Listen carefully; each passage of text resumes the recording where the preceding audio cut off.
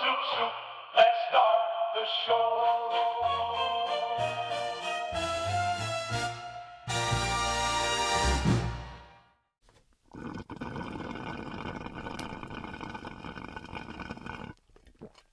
It's a nice long drag off that vape.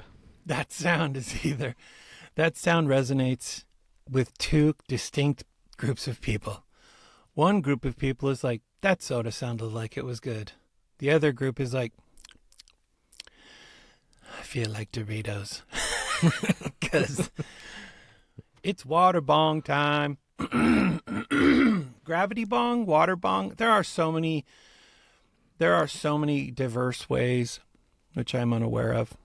You can use like fruit to smoke. Yeah, I've stuff. heard that, like the orange or apples and apple. Yeah, you can just carve a pipe out of them. Yeah, so many things. I mean, if you think about it, anything's a pipe if you're dedicated enough. You can just get like 2 hot knives and just smash it together.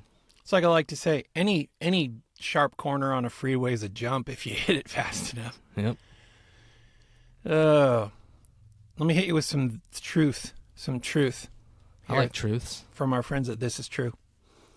Nicholas Brock. Welcome to the Neverdaily podcast. Everybody. Especially Nicholas Brock. Especially Nicholas Brock. Age 57. Would get quite angry if there was something wrong with his food. Testified Oliver Kelly, a prison officer at His Majesty's Prison, Bullington in Oxfordshire, England.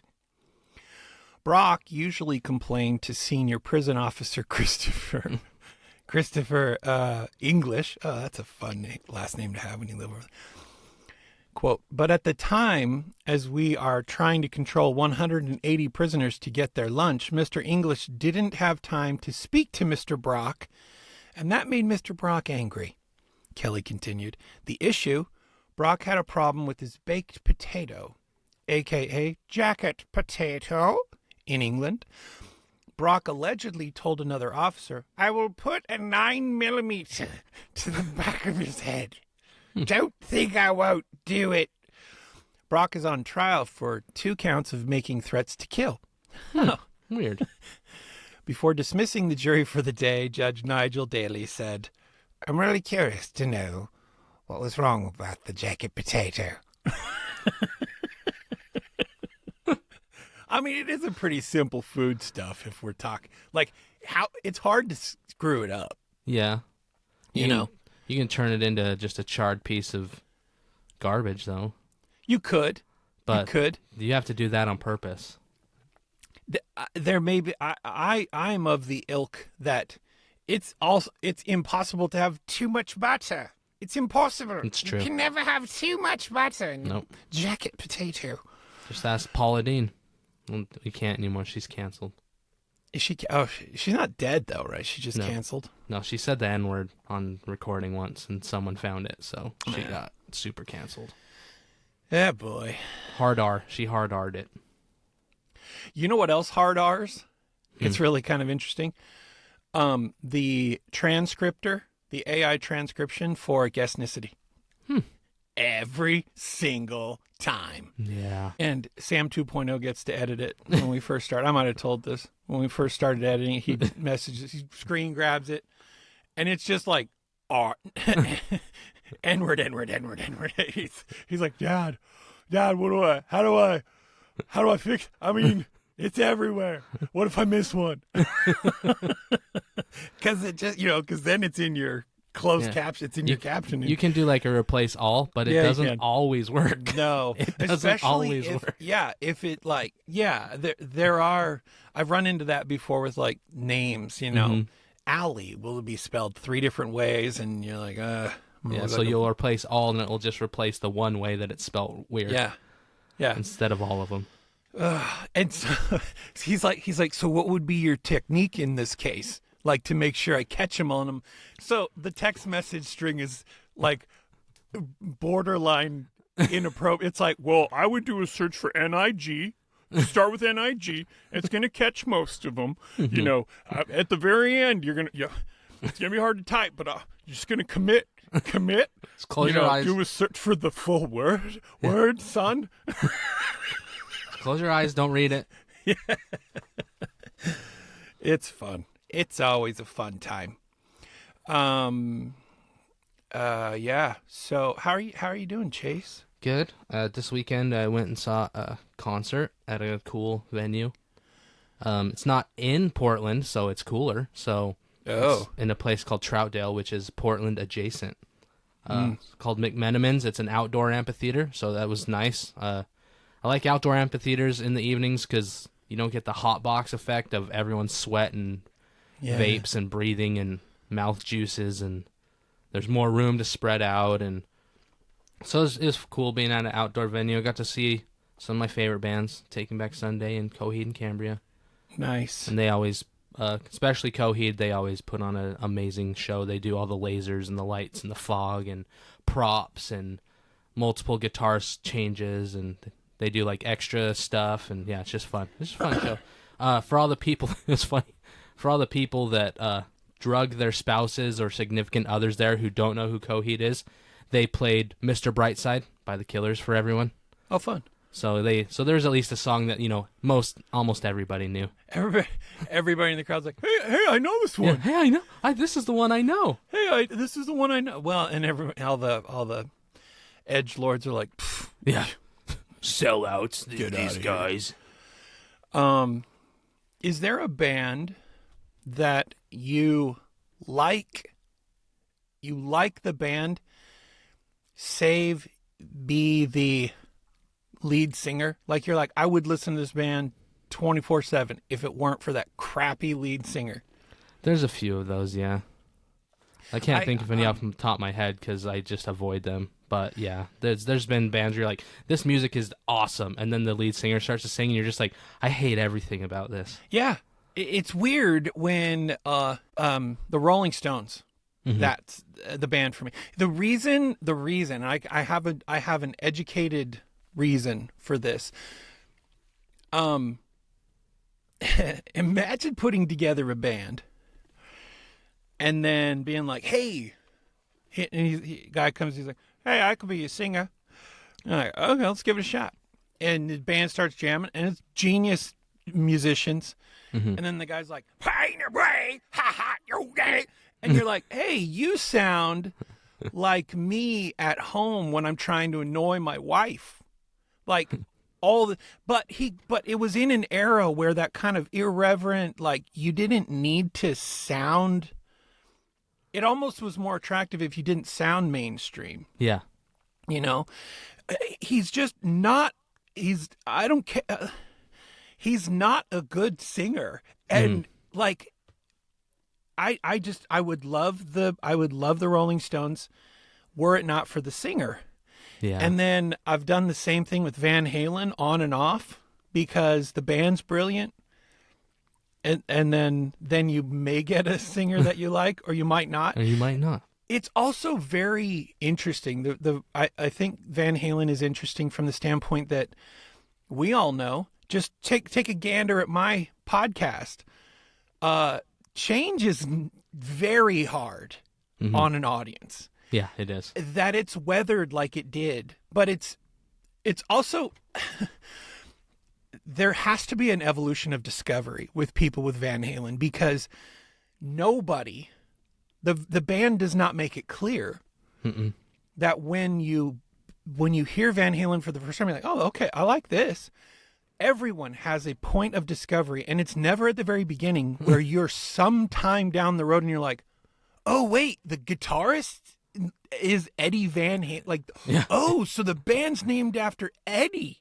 Yeah, the band's named after... Well, his brother is also a Van Halen who was in the band. So, right, and then his son. But everyone knows that it was named after Eddie. But that's a point of discovery. It's not evident. Sometimes they try to make like who's the lead evident in like the band photos, stuff like that.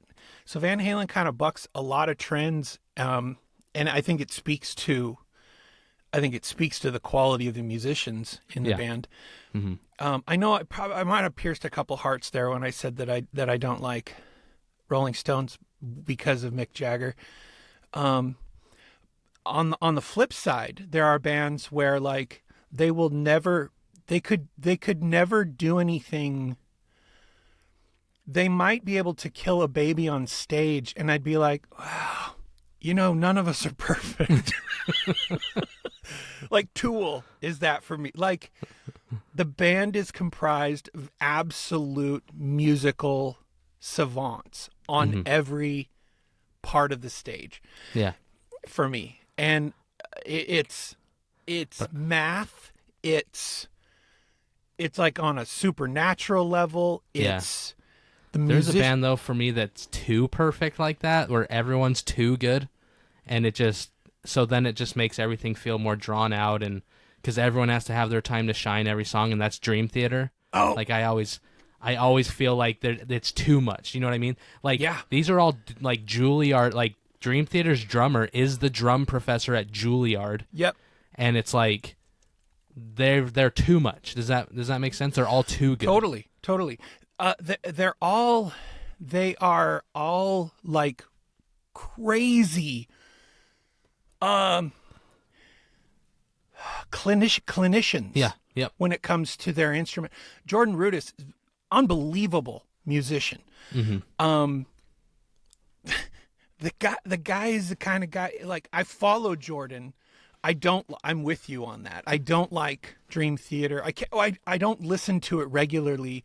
Mm-hmm. I will throw Dream Theater on. Sometimes it bucks a trend, but I'll throw Dream Theater on when I'm writing or something because I care not about the I don't care what's being I don't care. Yeah. I can mentally leave it in the background. Mm-hmm. But there's something about complex music when I'm writing that it seems to feel like I'll listen to Mozart when I write because I don't know, it feels like I just put like an extra, like a an octane booster in the tank. I don't know what it is. So Dream Theater, but Jordan Rudess is the kind of guy that's like, so I picked up guitar. It's crazy. There is another band on that level where I have a love. What's the best way to put it?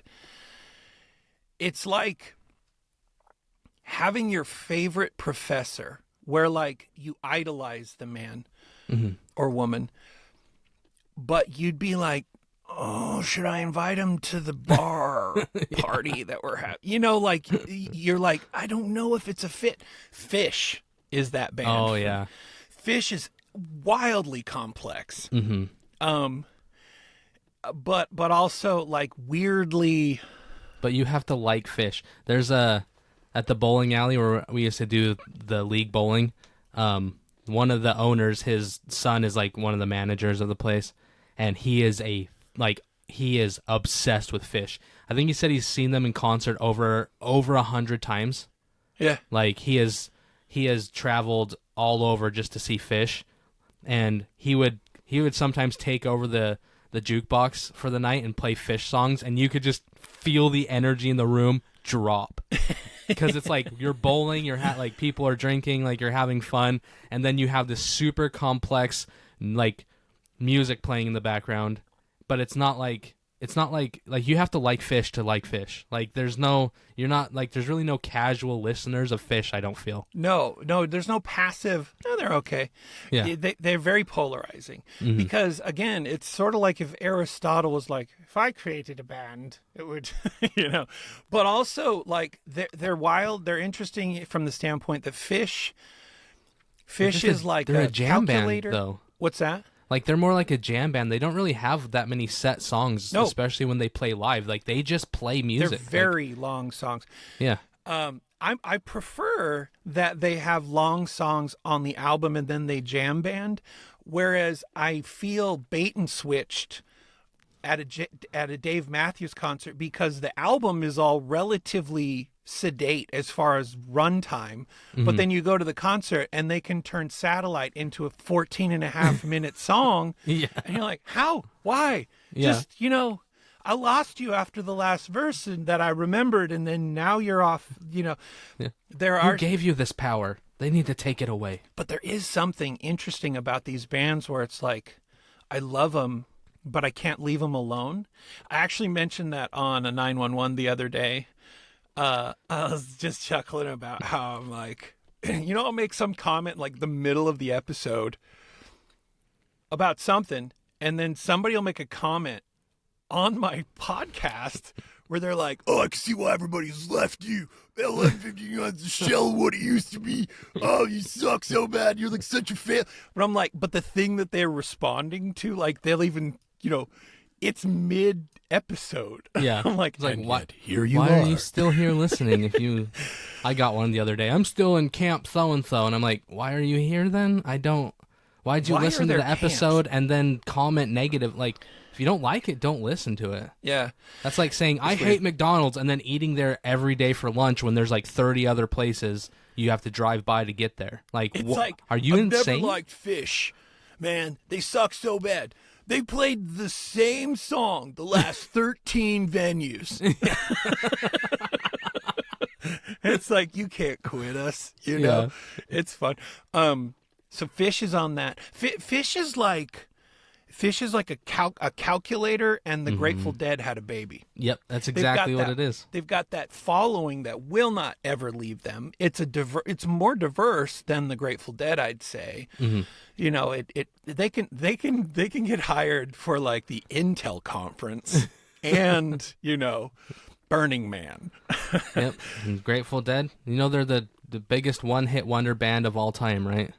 Are they? They've only ever had one charted song, ever. What was it, Rollin' or whatever? I think so. But they have the biggest following for any band that has only charted once. They're the biggest one-hit wonder band of all time. I might have mentioned this before. Do you know what band? Everyone got my finger hooked in my microphone here. When you think of Hollywood Vietnam movies, is there a band that comes to mind because their songs are always played? That one? Yeah. Okay. The Guess Who, right? No, that's American Woman. Creedence Clearwater. Creedence, yeah, duh. CCR. There's nobody that would ever watch a Vietnam movie or not associate CCR with Vietnam. Yeah. Yeah. They never had a hit. They never had a number one hit. Yeah. It seems like a sin. Yeah. It's like almost every movie that, depicts the 70s after the fact plays CCR. Yeah. Every single one of them. It's crazy. Also, just really amazing music. Again, I will say, like the lead singer of Creedence, for me, borderline. Like, I don't know what it is. There's some guys where they force their voice too much, and I'm like, it sounds forced. Like, it's not, the musicality's gone. And he's close to that line, but his tone is amazing and everything. So I'm like, hey, grit it up because it sounds okay. Here's a really interesting one. I don't know if you know this. Lead singer of AC/DC. He literally sounds like he's being electrocuted while he sings, right? Yeah. Ow, that really hurts. That's 12 volts. Mm-hmm. Go on YouTube sometime. Yeah, and look at the stuff. band he was in before that. So unbelievable. dumb. Like that, the whole voice he uses in AC/DC is an act. Well, I saw something just the other day about that where the guy who suggested him, who was in the band, was like, hey, we need to go get this guy. And they were like, why? Because they went and listened to him because he was in that band still, right? And everyone's like, what the hell are you, what? And he goes, no, this isn't how he's like, this is how he sings to make money. They're like, this is not how he sings. He's like, I've seen him sing, and this is not how he does. And so they had to literally call him in and be like, hey, can you show us what our friend's talking about? Because we think he's crazy. Yeah. And then he was just like, okay. And then he just went off on his whole, he went into it. And they're just like, oh, okay, we get it now. It's so crazy. Because, it's and then, night and day. There are bands, or musicians, I should say. It's really hard. Like one that I think is wildly underrated. Well, okay, sidetrack. you know how wildly popular Michael Jackson was, right? Mm-hmm. Do you know anyone that owns a Michael Jackson CD? No. Isn't that like, that's crazy? Because I don't know anyone that, like, anytime I've been in someone else's car and I'm flipping through their CDs, never seen a Michael Jackson CD. We got one in the back door. Trish has records. Okay. All right. That's I'm one. not saying they don't exist. I think it's a very interesting phenomenon because no one would question that he was probably apex of all apex musicians from forever, right? But I don't know anyone that owns his music. Another example, and maybe not as tightly proven, because I think I could probably find a couple people with these, but Prince is another one where like do you know how many Prince t-shirts Walmart sold in the last 5 years, because everybody loves Purple Rain from a t-shirt standpoint, and everybody loves the song, and we've all heard Raspberry Beret a million times, like, but I don't know anyone that owns the okay, but here's the other thing about that is Prince somehow is the sleeper cell of Hendrix, and I'm not even, he's shreds. I'm not even hyperbolic here. He is Hendrix level guitarist. Here's where I want, like, if anyone's like, really? What you're going to do, you could pause this episode now or just make a note. It's not hard to remember either. Go to YouTube. You type in "While My Guitar Gently Weeps," Prince. It's the live tribute to the Beatles. And on stage are like 4 or 5 of the undisputed kings of guitar. It gives me chills to think about this right now. The solo in "While My Guitar Gently Weeps" was given to Prince, and he cracked open the soul of that song and released a phoenix that, like, I don't know that anyone else could have done that. And the thing that I love about it, when you watch the video, you'll notice this. He's making eye contact with the other guitarist the whole time. Like, he goes through like 7 gears in the solo, and the whole time he's making eye contact with them, like, you're not anywhere on my level. Yeah, You're not even looking at his own fingies. Clapton, watch this. Here, hold my tuner. Yeah. Like, it just gives you chills to, like, a man that I don't think a lot of people understand what a good guitarist he was. To see that happen, like, and to make in such a memorable historic moment and everything, I just, I love it. I love it. Anyway, that was a long rant about, I had another one. Primus is it's like, Primus is like a calculator and a schizophrenic had a baby. Primus resurrected slap bass too. Oh my gosh. And you've heard Primus everywhere, and even if you don't know you've heard Primus, you've heard Primus. You've heard Primus. If you've watched South Park, you've heard Primus. If you've ever listened to if you've played like Tony Hawk's Pro Skater. Yep, Primus. Primus. A lot of the bands that you like that you've heard live or other play. If you've ever heard Buckethead play, he's a guitarist. Smashing Pumpkins. He's been everywhere. And also a crazy thing about Primus is the lead singer is the bassist.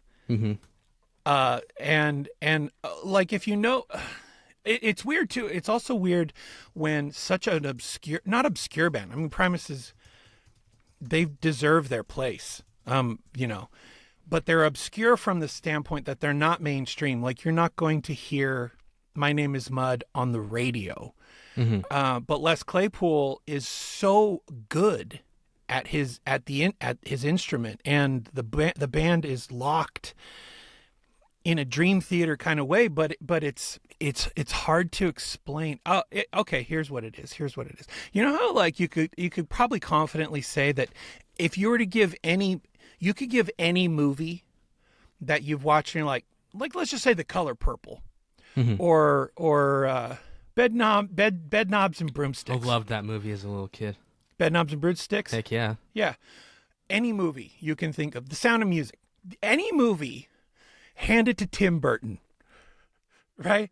And you're like, it's going to be weird. It's going to freak people. Like, I don't even know if kids could watch it. That's Primus. It's like anything they're going to touch, it's going to be weird. Yeah. You know? I don't know. I mean, it's like, I don't know. I listen to Primus a lot when I listen to other bands like the Dead Kennedys. And If you've ever watched a movie that goes back to the 90s, there's probably going to be a Primus bass line in there somewhere. Yeah. Like, it's just going to happen. He was ubiquitous. And yeah, he just would show up in stuff and you didn't even know it. You know, it's crazy. They're not on today's Mutant Music Tuesday on Thursday, but I just had this thought in my head of a band that I need to go back and listen to again. If you like the Dropkick Murphys, which a lot of people do, you know, it's kind of this energetic, like swarthy, you know, boot to the face kind of music. You got to check out the Pogues. It's almost they're like we're just going to make pirate music. That's all. We're just doing pirate stuff. And it's so good though. It's so good. I've seen Dropkick Murphys before at the Oh, Warped tour. Their energy's on another level. Yeah, those dudes lived on Warped Tour, dude. They were at almost all of them. So yeah, I saw them. Them and Zebrahead were always at Warped Tour all the time. Didn't matter what was going on. It was like Dropkick Murphys, Zebrahead. They were going to be there somewhere. Yep. It's fun. I remember I saw the Dropkick. I don't know if I saw them together, but I saw them like within the same week. Dropkick Murphys and the Mighty Mighty Boss Tones. You know, it was good times. Good times. All right.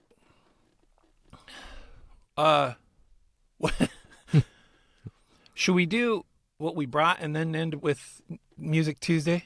Yeah, let's do that. We'll sandwich this episode with sweet musics. Everyone's saying Sam in the back door. Is there another Sam that showed up? No, I'm supposed to get your attention. What's for Sam, Raven? Get Chase. Hi, I'm Sam.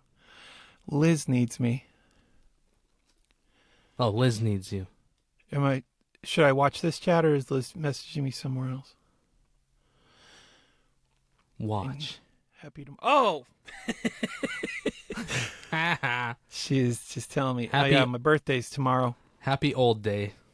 Happy 50th. I'm 50. Ugh. That's a square kick to the nuts. Yeah, I really didn't. You know, you make fun and it's a trope and all that. You know, the midlife crisis thing, and it's weird how the math starts hitting you. Like, somebody will be like, it's the math so quick now too. It's like somebody be like, no, he's 72. You know, oh, that guy, yeah, my grandpa's 72, and instantly my brain goes, 22 years older than me. Like, he's almost dead. I'm not, but it's 22. Oh my gosh, that's how close it is. You know, it's weird. It's weird when you start, your brain just in midlife crisis maths you. I said a really mean thing to my dad one time. He just put a new roof on his house, and it was a 50-year roof, and I literally just said, hey, just remember, that roof's going to be there after you're gone. Still going to be there. You're not. And you can just see his face like, oh, yeah, that's kind of true. You start thinking like a lot of things, though. Like, I start thinking, okay, but what age am I where people are like, it's a 911 show, right? Oh, okay, cool. Who's the host? Oh, it's this 65-year-old guy. And you're like, oh. You know, like, what age do I age out of doing this? And you know, I feel 18. I feel 14 around my wife because she's a smoke show. I can't, keep my eyes off of her. Also, like, she's got me beat on every, like, stable mental level. I'm constantly thinking, what do I want to be when I grow up? Like, I've never gotten there. And I don't know. It's doing a thing to me. It really is. Mm-hmm. Just don't spiral. Just try to turn out of the spiral, not into the spiral. Yeah. That's my only advice. Yeah, don't commit to the how fast I can take the corner and turn it into a jump. Mm-hmm. I was watching Wednesday. I posted on Facebook. I posted this little like interchange. The Headmaster on Wednesday, the TV show, the TV series about the Addams Family. Why is my brain not working right now? It's Crazy Eyes. Yeah. 9/11 firefighter. Yeah. If you had Steve said Buscemi. it was There we Steve go. Buscemi. Steve Yes. Buscemi. So Steve Buscemi, they're doing a school camp out for the the outcasts. And Wednesday shows up like she's gonna go, and he's like, "Oh, I'm so happy you're going. I didn't expect you to go. This is a good thing." And she makes some excuse like it gets her closer to the research she has to do on a death. And he's like, "Oh, well, most people would have FOMO, fear of missing out." And she goes, "I have phobia, fear of being included." And it just tugged on my heartstrings because my wife was like, "I want to do a party for your 50th. I'm like, "Don't do that. Don't do it. Don't do it." She's like, "Come on, you can't just, it's not going to happen. I'm not going to just let your 50th come and go." And I was like, "Fine, like family, just family." She's like, "Do you know Adam, the cop? Do you know how upset he'd be if it came and went and like nary a word was meant? Do you know what, And I was like, "I don't think he'd care." And she's like, "You're an idiot, and he would." And I was like, "Fine, here's a short list. You could call these." And then it got crazy because it's like, well, what about the neighbors? Are the neighborators? Like we've gone to Hawaii with them, Yeah. And so I was like, fine. And it's not that I don't want to be around them. It's that I really am an introvert. And a good sign that you're an introvert is when you go to a party, an extroverted introvert goes to a party and could be the life of the party, but they are completely worn out at the end. Oh, yeah. And that's, I feel like I want everybody to have a good time. If you've ever seen me at a convention, you watching me sweat, and I'm literally sweating because I'm so nervous that everybody's not having a good time.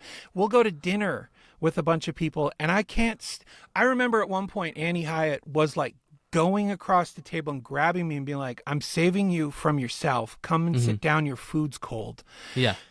And I'm not bragging. It's just I get so worried that people aren't going to have that they need somebody needs to talk to them or whatever. Yeah. And so like but I've gotten to that point where Chase, literally, when you and I say "love you, bye" at the end of this, if no one's in my house, I won't say a word. Yeah.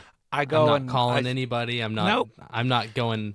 I'm like doing something where I can just sit there and not have to talk. Yep. And just I write. I do. Yep. I'll research. I'm trying to figure out what I want to be in with when I grow up, and I'm mad when I get spam email now. I was telling my brother the other day because he just landed this amazing job. He's doing so well, and I'm so excited. I got teary-eyed yesterday when he told me that he landed this job that he got, and I was so happy for him. And I was thinking, I was like, yeah, my email is. You might have had a time in your life, everybody probably has, where your email could very well show up. An email could show up and you're like, "Oh, what? Oh, it's happening." "Oh my gosh. Oh, that thing is happening." Or I'm at a point where like I've turned the gas so low on my like outward effort that there's not a chance of that. Like, oh wait. I will say self-imposed, there's not a chance of that. You and I had a weird encounter the other day, and he may be listening. And I want to say, hey, I haven't stopped on the process, but you got a weird text. Did we talk about this? Did we talk about this on? We never said on. So yeah, my parents were in town. So I'm doing the whole like hosting them, showing them all the cool spots on the Oregon coast, and taking them to all the best restaurants. And all of a sudden, I get this random text on my phone, and it's just like, "Hi, I'm so and so, and sorry if this sounds like really weird or creepy, but I got your number. Like, I have access to like government level, almost, like software where I can find people's phone numbers and their names and stuff." And he's like trying. You can tell he's trying to like make it not creepy, but he also knows that it is still creepy. And he's like, "I'm trying to get a hold of Sam, but I don't know if that's his right number." And so I screenshot it and I sent it to Sam. I'm like, "I don't know what this is or who this is, but I'm just gonna pass it along." So I'm laying on my bed. Yeah. And you send me that. I'm true to form, guys. Like, I was on my bed laying down. Like, I've changed in the last 5 years. Like, the war has done something to me. I'm laying on my bed, and you send me that text, and I'm looking at it, I'm like, oh, it's 50-50. It could be a spam, could be scam. I don't know. And I wasn't gonna, I was just gonna reply to you and just be like, delete it. I don't know what that is. That's weird. And then, 2 minutes later, I get a text from Sam with a screenshot, and it's like, maybe you should check this out. I don't know. And it was a text, but it wasn't a copy paste from yours. It was a different, hey, I'm trying to get in touch with Sam. Like, he found you, and he found Sam 2.0. Yeah, he's just texted the wrong Sam. Yeah. Yeah. So I was like, okay, somebody's working hard to try to reach out to me. And I had a really amazing talk with this guy. It was funny because at one point he was like, I listen to the shows. I love 1159. I felt like you were calling me out the other day, though, when you were like, I'm going to finish this episode and then you'll catch me on Death Stranding at 4 p.m. when I should be doing something else. He said, I was playing Death Stranding at 4 p.m. Like, when you said that, I was like, what the? Anyway, he was like, I just felt inspired. I wanted to reach out. You've mentioned this and that. He was kind of picking up on the vibe where I'm like, I don't know 11. I don't know what to do with 11. I don't know. And I had really good talk with him. Really good talk. It kind of lit my burners a little bit again. And, it put a little bit of a pathway in front of me a little bit. And then I had another guy reach out very similarly. So I say that, my email inbox is, I'm pretty much a monk now. No one reaches out, but people are, and I love it.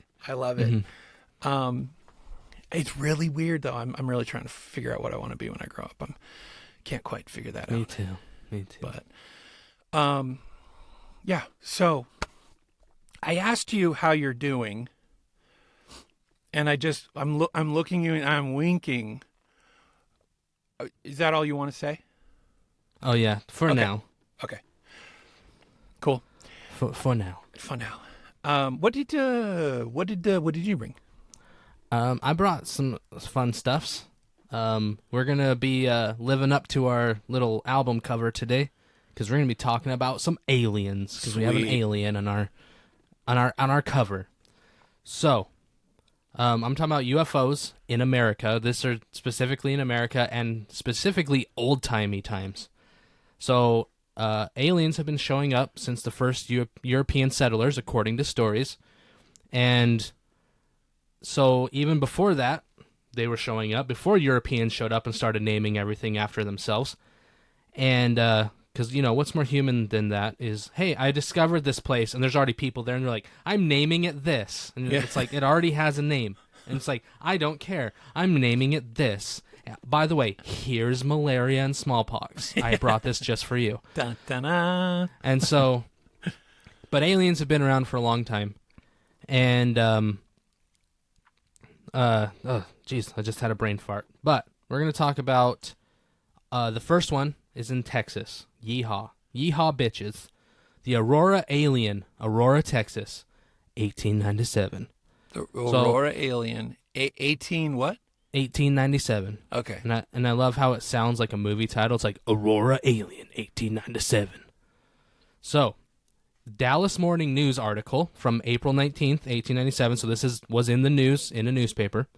And I like to be exact because of autism.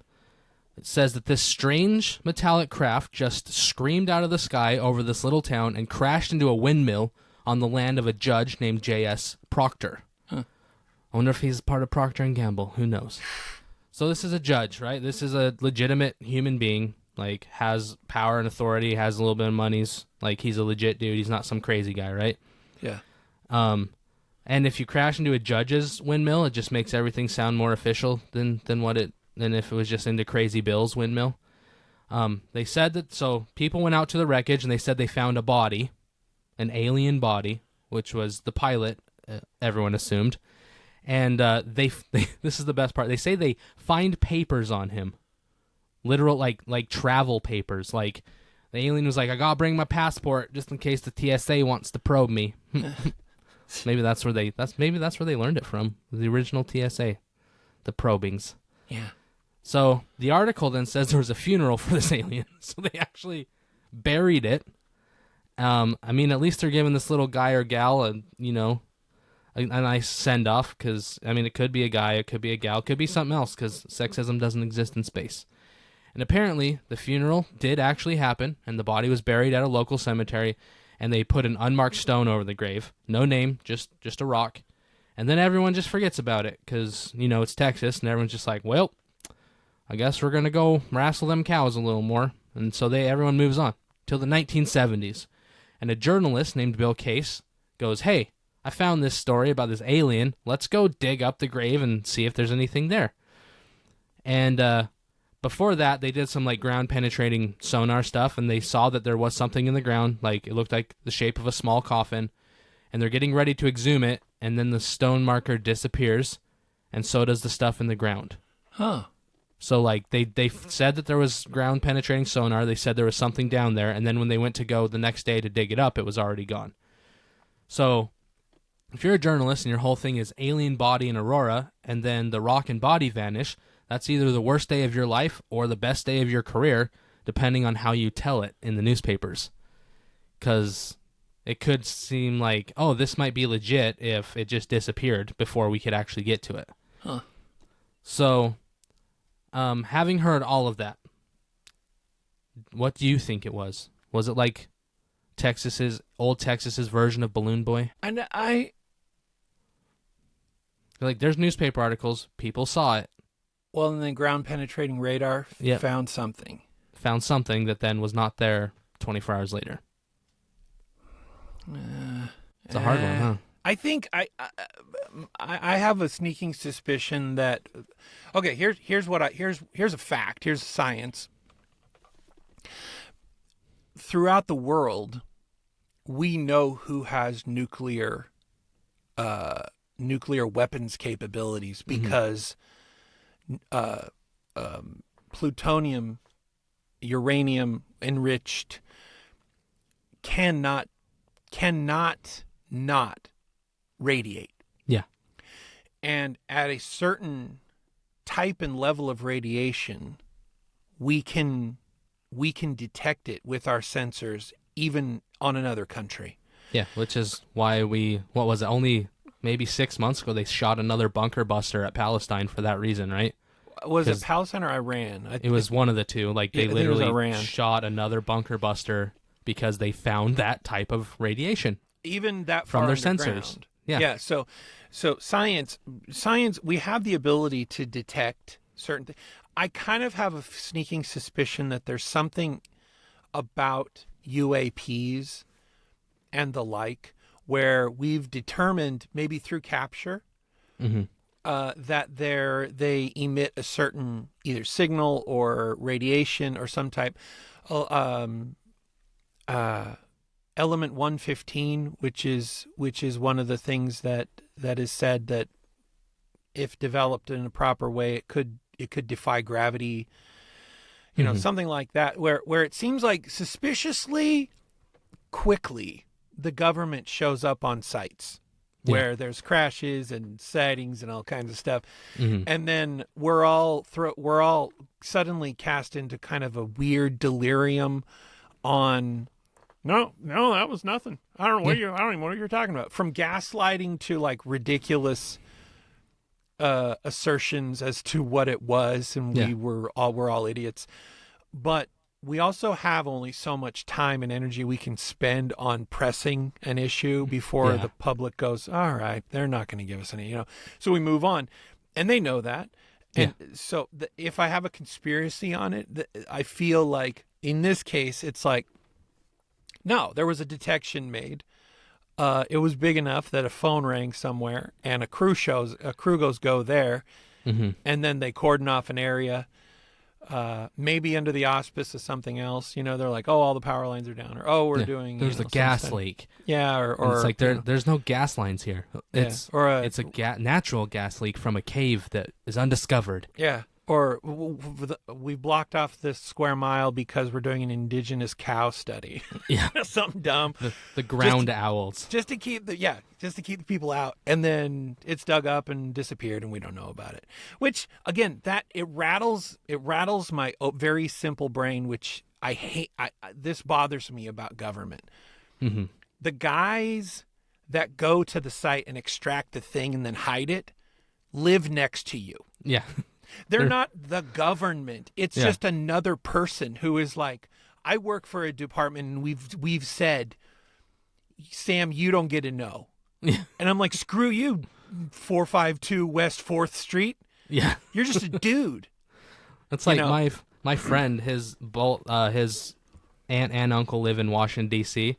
They don't know what the other does for work. They both work for the government. Oh, that's wild. And they literally, because of, their contracts, they can't even tell each other what they do. So they work in two different top secret department things, clearance stuff, but they're not allowed to even tell each other what they do. It's just like, I work for the government. That's all you'll ever get out of them. I work for the government. That's it. That's all they say. I've thought about this a little bit. I've thought, you know who everybody expects to work for the government is the guy that won't tell you what he does. You know, no one expects to work for the government. The guy that says, I can't keep a secret. Except for that one thing. He never tells you. Like, I'd be great in the CIA because I'm a very open book. But then if people are like, what? He worked for the CIA? I thought I knew everything about him. He literally can't keep his mouth shut about anything. Yeah. That'd be perfect cover. Yeah. Now, and one more watch question. my phone ring. Would you go to the alien's funeral? I would, just for the funeral potatoes. That's all that it takes to get me there. Is it an open casket or closed casket? Because, that both.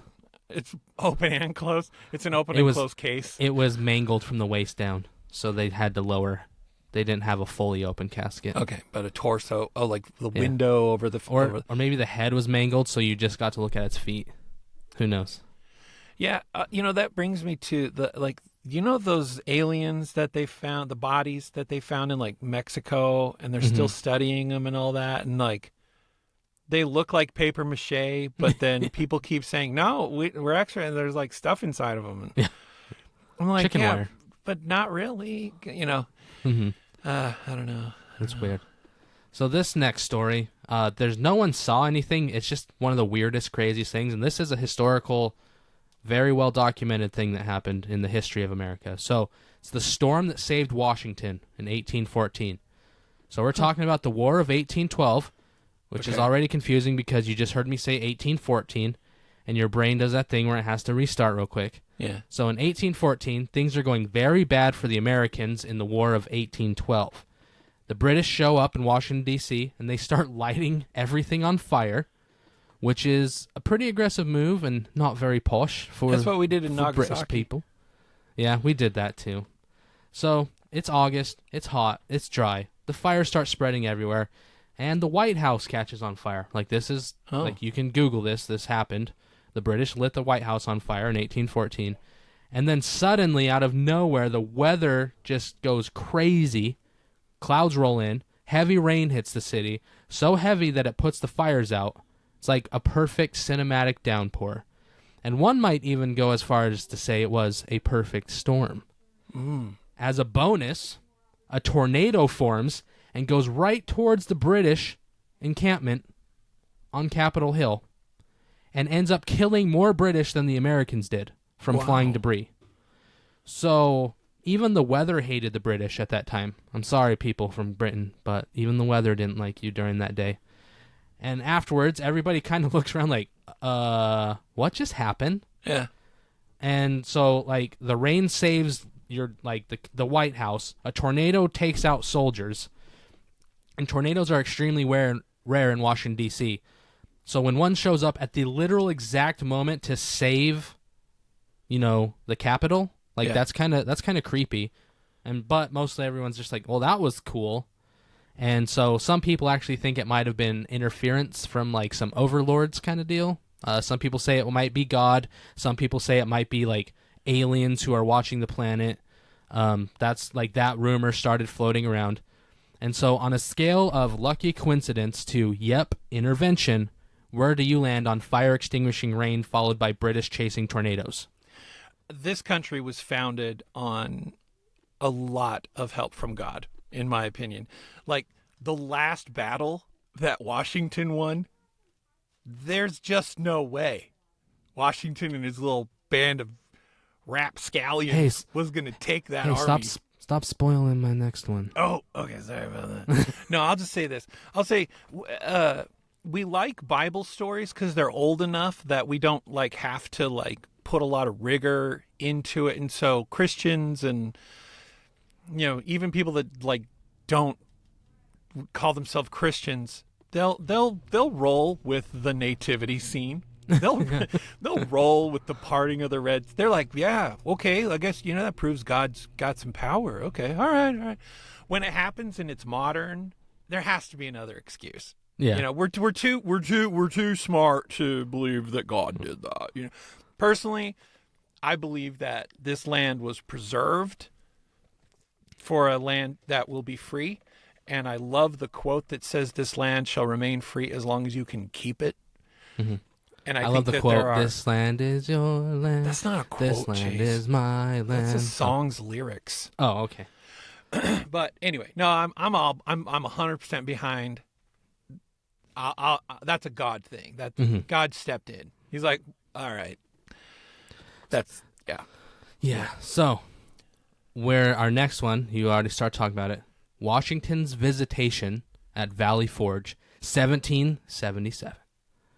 So, as an account from Anthony Sherman, a dude at Valley Forge during the fighting, who says Washington told him some things, man. According to Sherman, Washington said green-skinned warriors visited him in the middle of the night. Like, George Washington said this to actual people. okay. Said they then gave him information about British troop positions and where to attack. Also, Washington said an angel visited him, so he got a bright glowing human person showed up, and he got little green men's showed up, both the same night. And then he had a vision about America growing, villages, towns, cities spreading from Atlantic to the Pacific, just popping up all over, like he had a very specific vision. Now people try to explain it, and some people say maybe that it was Native Americans in green war paint, like they painted themselves green and just rolled in like scouts and were just like, hey, we scouted the area, this is what's going on. Like, and we do know that there were whole tribes that were like, whether they did the math and they're like, these guys are going to dominate, we got to pick a side here. Mm-hmm. Like, there were tribes that were pro U.S. The U.S.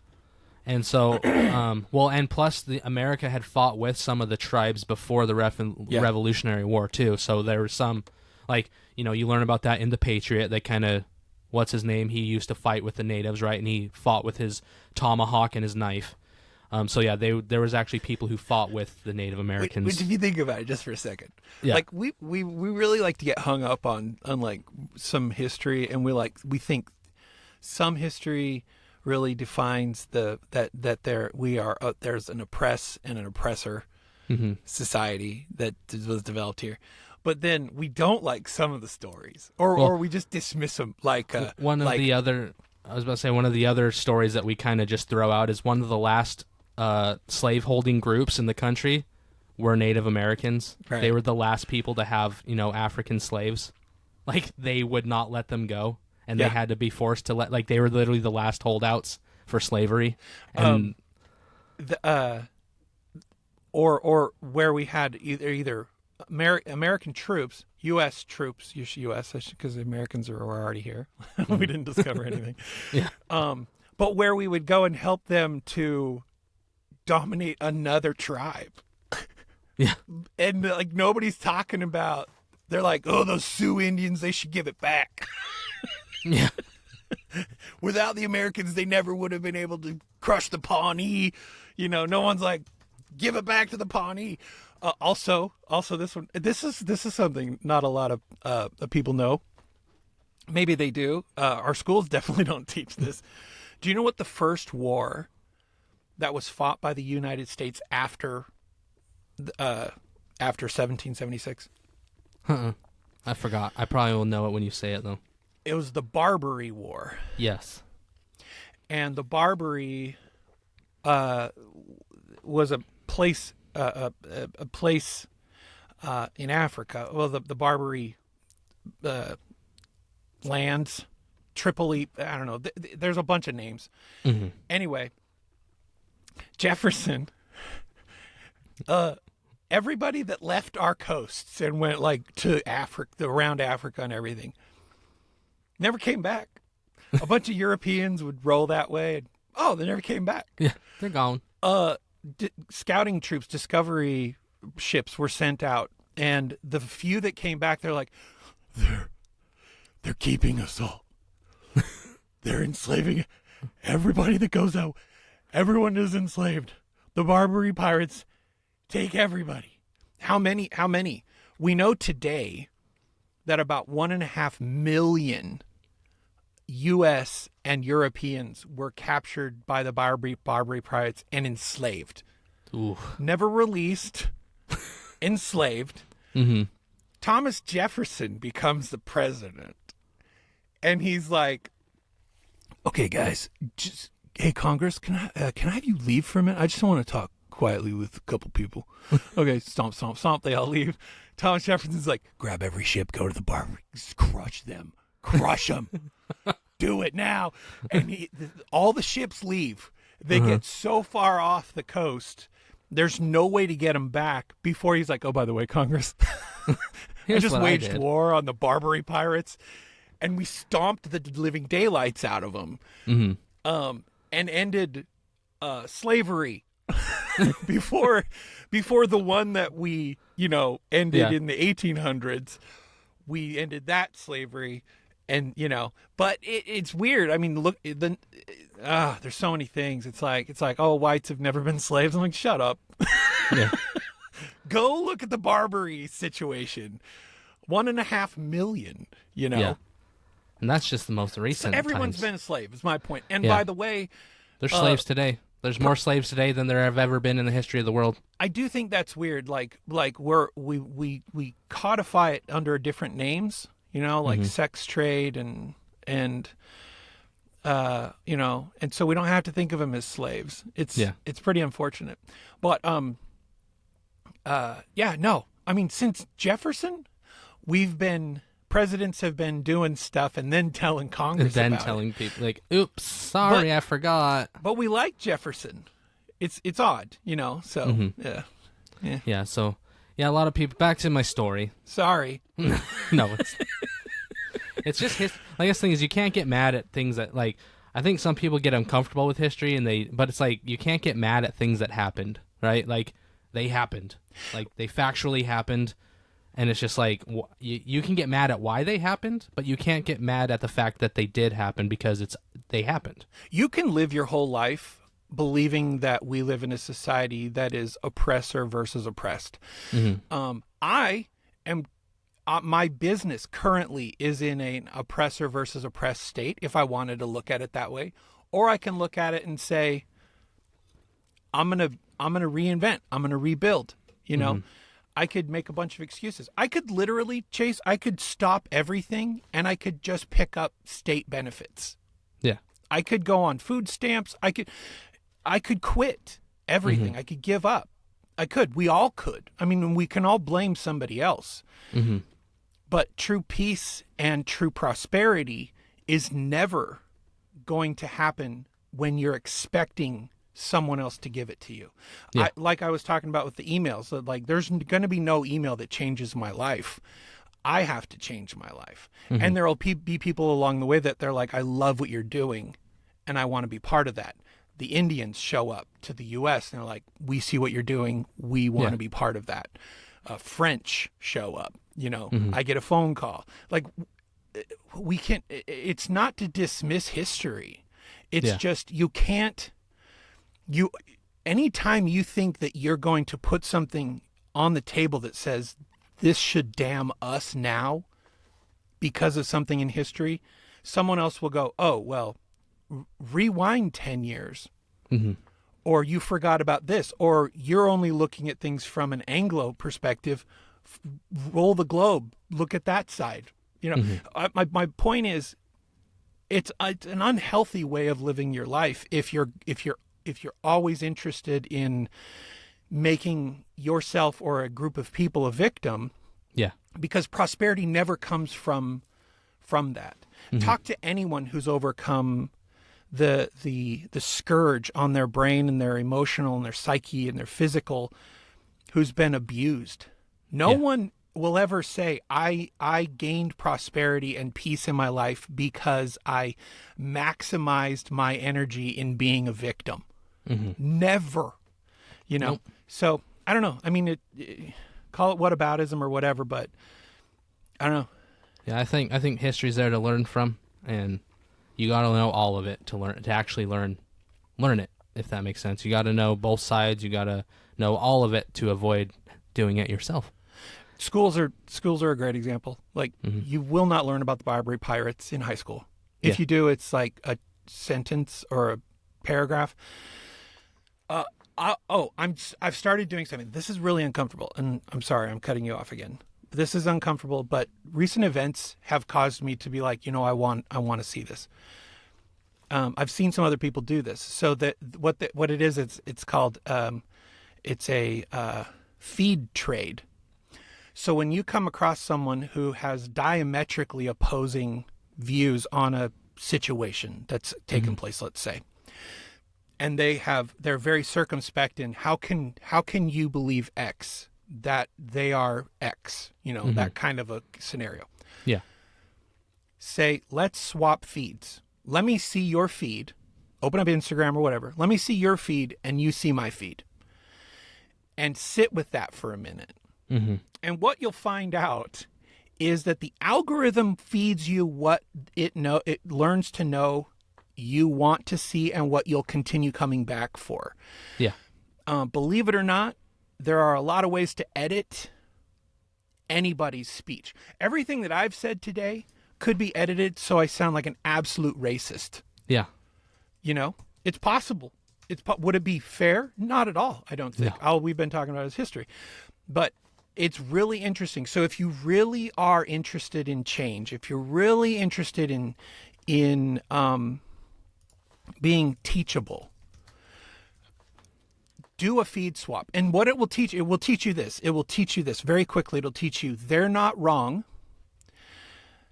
You're not right. Yeah. We're both being fleeced. Yep. The best thing to do is seek the source and absorb it through your moral filter. That's the best thing you can do. Yeah, you just have to be careful because you might say something you're going to regret. Or not. If you're just believing everything you see on Instagram, you're gonna repeat something that you're going to regret someday. You're never gonna have anyone that holds you accountable to it. That's the other option. There are so many words that we throw out now that are, what is left wing? What is a fascist? Yeah. Like we use so many words that they just don't mean anything anymore. But what should mean something is, I want to know more about how you got there. You know, it's way easier to pass judgment on a left-wing fanatic or a right-wing fanatic than it is to pass judgment on Tim down the street. If you actually put a name and face to it, right? Tim down the street who's been bagging your groceries, you know, for the last year. He's 14 years old, and you wouldn't say the same things right to his face that you're posting online about the leftists or the rightists. Like, you wouldn't say those things right to Tim's face. You wouldn't say that right to Susie's face, the 32-year-old mom, single mother who's just trying to get by, and like, you wouldn't say that to her face. So it's just like, you need to remember those are people, and that's why they want to throw labels out there, because it's way easier to fight against a label than it is to fight against a person. Anytime you say you're for community, but then you're willing to verbally write off your neighbor, I don't think that those two can fit, because what you're basically saying is there's certain people that fit in your community and certain people that don't. Mm-hmm. I truly believe that the more we understand our neighbor, the more we'll value. We don't have to see, that's the other thing. We don't have to condone it. We don't have to condone or subscribe to. But I do believe that this is a hard word for a lot of people, but I do believe that a portion of assimilation in a community means that we exceed our tolerance and replace our tolerance with compassion.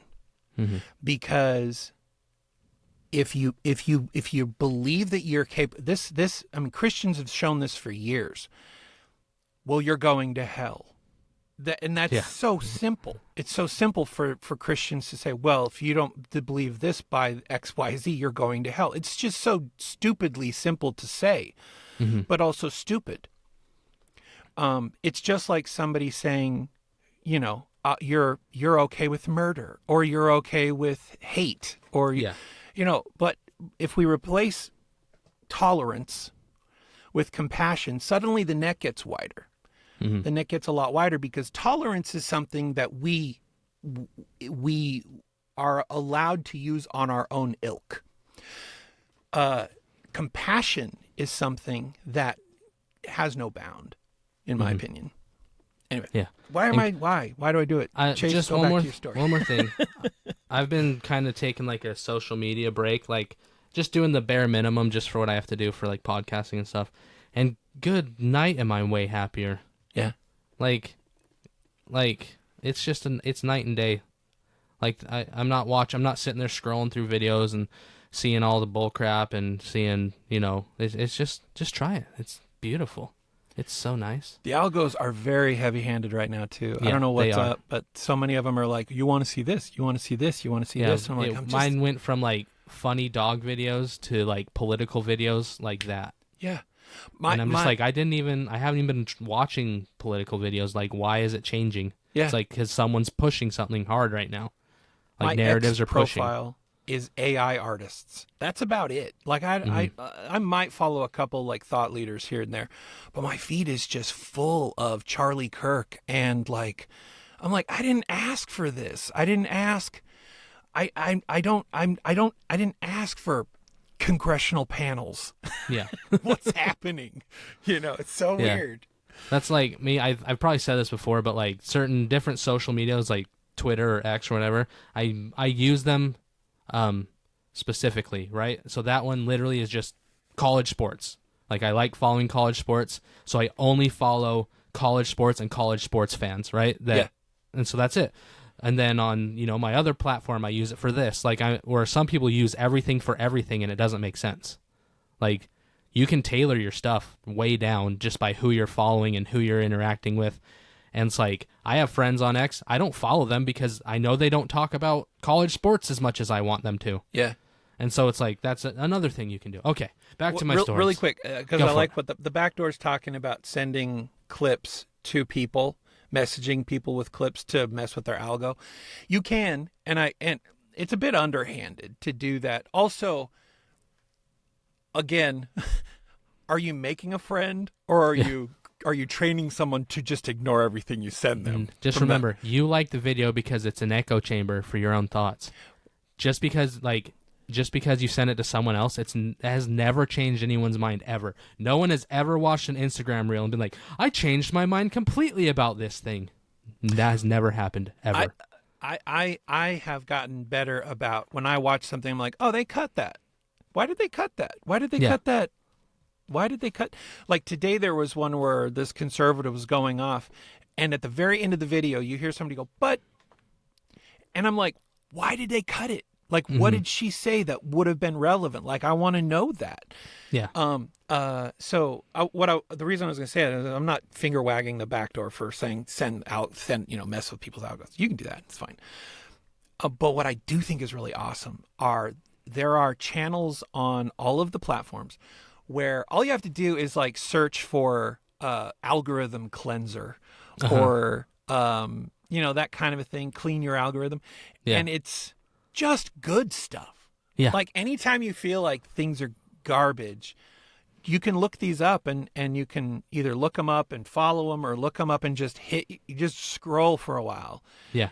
And it'll offset the doom and gloom of the world. I love that people do that. There's stuff. A really fun channel I like to watch is, I can't remember right now. It's a dude. He's a white dude and he speaks like freaking 50 different languages like fluently. Yeah. He's a fun one to watch because he'll just walk into like a nail salon or a restaurant and he speaks like perfect Mandarin Chinese. He speaks the dialects. If he hears someone speaking a dialect, he'll just start talking to them in that, and it's just funny to see everyone's reactions. Super wholesome. Like he'll just go into places and just start speaking their own language, and he just looks like a nerdy, chubby white boy. Like super fun. So yeah, that's my clean my algorithm. Suggestion. That's the search term in Instagram at least. If you use that one, you'll come up with it'll show you a bunch of stuff. Also, people have taken advantage of it, so you might see a couple booty shots. So, but for the most part, a little bit. Unless you like booties, maybe that's a plus for some people. Some people might see that as an algorithm cleaner. Yep. Okay. So let's do one more, and then I'll turn my times to you. I'm so sorry. This is what we're supposed to do. We're supposed to have conversation. James Loonley, well, that's not how you say his name. James Loomley sees a UFO crash in Montana in 1865. So it's in the summer times. He's a trapper, James, and he sees a strange craft streak across the sky and then crash. And he doesn't just see it, he's like, hey, I'm out here in the woods already. So he goes and tracks it down. So, he didn't just go, cool, that was fun. No, he literally was like, I'm going to go find that thing, and I'm going to go look at it. So he tracks down the wreckage in the woods, and he says there's a clear path cut through the trees where it plowed through, like a freaking movie, right? Yeah. And it plowed through the trees and came to a stop. He gets close enough, he actually walks up to it and starts touching it. And he says it feels like stone. Like, not metal. He says it literally feels like actual stone. Really? And then he said it had broken into several large pieces, and there was also, it looked like broken glass scattered around. So this isn't like a meteorite. Like, this thing had been shaped, right? Like, it's an actual shaped thing, broken into pieces. There's glass, or something that looks like glass. And he says there's a dark liquid, like something had leaked out of it, which, is not a great sign for anyone who's worked on cars. Or watched The Thing. Like, if your spacecraft is bleeding dark liquid, you might try and turn it off and turn it back on again, maybe fix it. But Loonley also said there were symbols on the craft. So, like, once again, this has been, like, worked by someone, right? There's symbols on it. He described them similarly to hieroglyphics, like they were almost like more picture than like letters. So if you're keeping score, we had the paperwork in Texas, and now we have hieroglyphics in Montana. So it's like like that's what's weird is that's like you think that aliens wouldn't have like paper because they would just everything would be like digital or their version of digital, and then like hieroglyphics are kind of like not as easy to read as like words, right? And so like just kind of weird that there's like old timey stuff in these old timey stories. But then newspapers back then started theorizing that maybe, so he went and told the newspapers, obviously, and they were theorizing that maybe, because there weren't any bodies, they're like, what if the occupants were still in Montana? Because they didn't know what drones were. Like, they had no idea what a drone was. You know what I mean? That wasn't a thing. So, but if you're going to get lost, Montana is a pretty beautiful place to get lost in. It'll kill you. Yeah, nature but will kill you there. it'll be pretty cool for the first like half hour until you realize that you're probably going to die there. And then they say that maybe, this is their theory, they think that the spaceship came from either Mercury or Uranus. Yeah, of course. And because, apparently you can't come from any farther than that if you have a spaceship. That's kind of spaceship limits, I guess.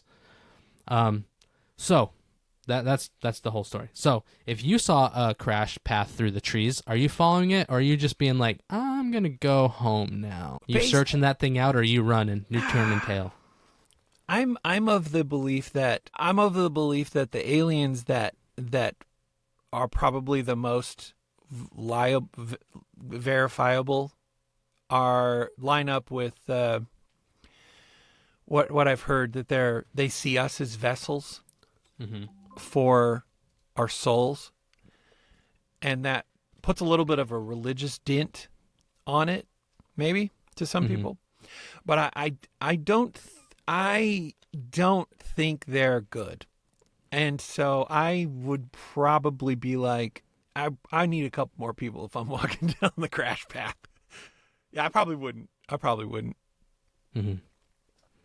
Yeah, I don't know what I'd do. Also, I've done enough. Like, I'm already the kind of person where, like, my beliefs and everything are unbelievable by a lot of people. So I don't think I'd be doing myself a lot of good to be like, hey, guess what? The Mormon guy's got one more for you. Guess what I saw? If you thought what I said was crazy before, just hold my root beer. Hold my root beer. So I have another question. Would you go out? I don't know. I'd be torn. Like, there's a curiosity point of my brain that sometimes overrides other things, and I like to know things. So I would want to know what it was. Does that make sense? I kind of feel like if I were to go, I would go to extract something to prove it, but then my thoughts on, I think all that stuff radiates or emanates or gives off a signal. Someone would show up and be like, we know you have a thing. Mm-hmm. And I'd be like, what thing? And they're like, we know you've got it. Just shut up. We're coming in. We're taking it. There's nothing you can do about it. Well, who are you? I'm going to call the police. And I'm like, go ahead. We don't even exist. I feel like that's how, and then it's like, well, I'm going to tell the world, go ahead. Yeah. You're a weirdo. Like, it's just like, there was another video that just came out of a UFO getting drilled by a Hellfire missile, and it just keeps going. Did you see that one? It was leaked from someone in the Navy. They leaked it to Congress. Oh, the missile. Yeah. It took a Hellfire missile and it just was like, bink, ding. And then it just kept going like nothing happened. Yeah. It's just like, that's like the best we got right there. Coming off a plane is the Hellfire. There are definitely, there's too much credible evidence that there's something beyond our capabilities. There's something that there are too many evidences of things, object defying physics, for us to discount it. But I also think that we are simple people. Humans oftentimes are like, if I can't wrap my head around it, you've got like 30 seconds to keep me convinced that I should keep. Like Epstein, we're over it.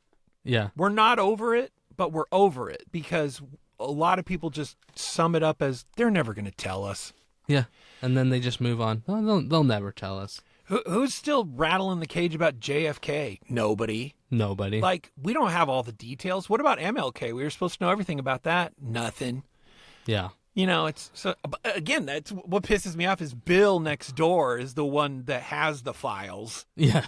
And I'm just the guy that isn't supposed to have them, Yeah, because you can't handle the truth. It just makes me mad, so. Well, I can't handle the truth because Bill's buddy, Jim, was part of the whole thing. Yeah. And he doesn't want to, he doesn't want people to hate him because then he couldn't be the T-ball coach anymore. I do, I believe, there's nothing that can stay in the shadows. Like, I think historically even, there's very little that has been hidden from history. I think history's been skewed a lot, and, but we discover things. We discover... it's a mouthful when you're like, hey, have you ever heard of the Barbary Pirates? Like, tell somebody that hasn't heard about it, like, really? But yeah, that the whole like, well, there's still a couple people that are alive that were from the JFK era, so we're not gonna, we're gonna wait because we don't want to make them look bad. I'm of the ilk that's like, well, Jesus is coming back. Oh, good luck. It's all getting played. Like, I don't know what you're thinking. It's just going to be worse for you. Yeah. Like, Hillary, there's no way Hillary can believe in God. Like, in my opinion, there's no way. Because if that woman believes in God, she's got to be scared to death. Did that every time people want to say she's a good person, I just think of that list. Have you seen the list? All the people that have died? The like 52 people who have died mysteriously, who have all worked with the Clintons, every single one, and it's always like mugged, but then they didn't actually have anything stolen. They were just shot in the head. Right. Like that's not a mugging. Like getting shot in the head and then them not taking your wallet and your money, that's not a mugging. That's not how muggings work. When a country banishes your foundation because it claims that it's a corrupt organization, and we still don't do anything about it, like, you got some power. Like, it's not even like a foil head like the Clintons. No, it's just we don't. It's so bizarre to us. Nobody really wants to look into it. I think it's just so tiring. So I'm just like, let Jesus take care of it someday. You know, he'll just be like, here, everybody sit down, grab the popper. I got the projector. You know, and it's just like, it's just a slideshow of how it went down.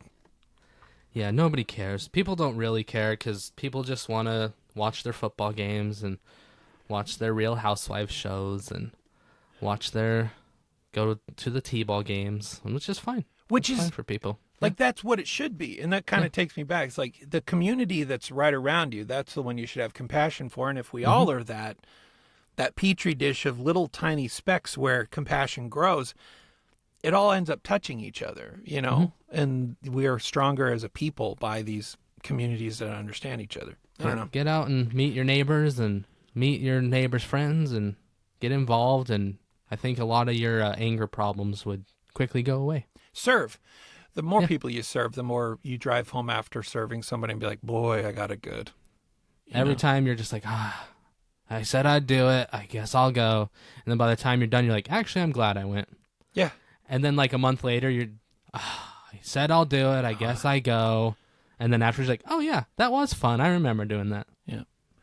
So, yeah, that's what I got today. I have some more, but we will save that for another times because why not? Aliens are fun. I want to talk about people who died in the most embarrassing or weird ways possible. We've covered this kind of thing before, but people keep dying. And there's people from history that we haven't talked about. So this is fun. I like this kind of thing. Also, this is the kind of topic where I actually veer away from Reddit because, I don't know, for these kind of things, I feel like there's nobody holding anybody to account. So it's like you could get on Reddit and you could lie through your teeth and be like, I know a man who, you know, he was born with a, you know, he wasn't even born and he died. You know what song you should have brought for this one was the song "People Who Died." Have you heard that one? No. You haven't heard "People Who Died"? Who's it by? Jim Carroll. Jim Carroll. Yeah. I'm a little surprised that you're surprised I haven't heard it. Who in the world has ever heard of Jim Carroll? Well, it's not. He wrote it. I can't remember who's the band who did it. People who There's died. someone covered it. It's the Jim Carroll band. Yeah, but there's like a punk band who covered it.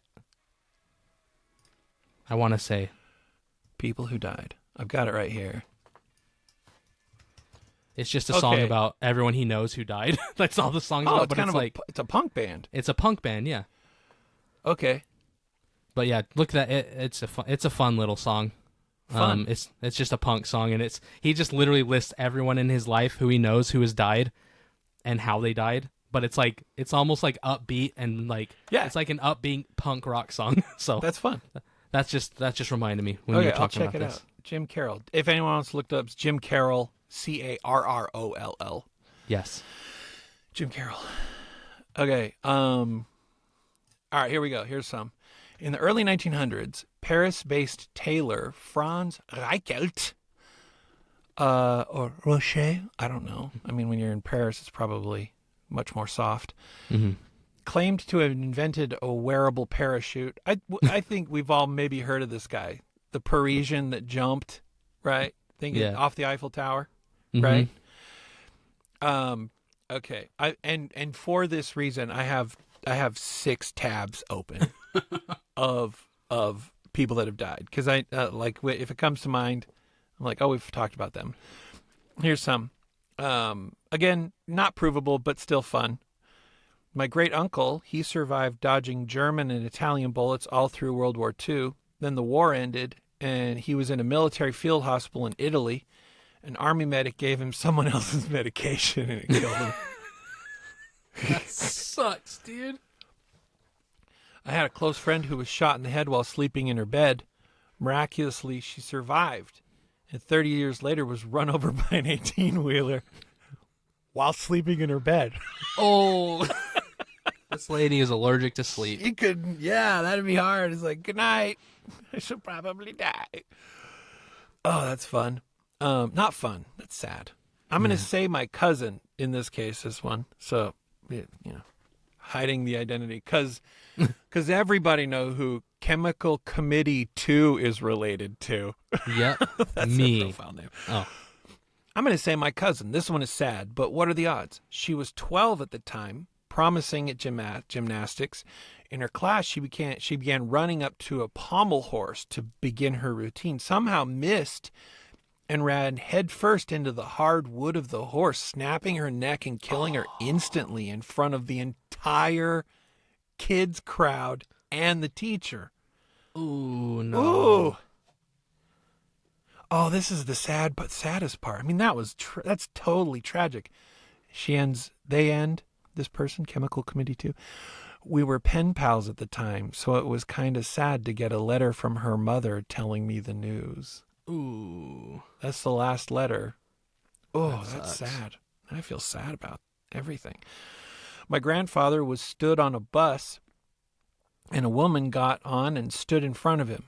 As the bus pulled away from the stop, she stepped back and stood on his toe.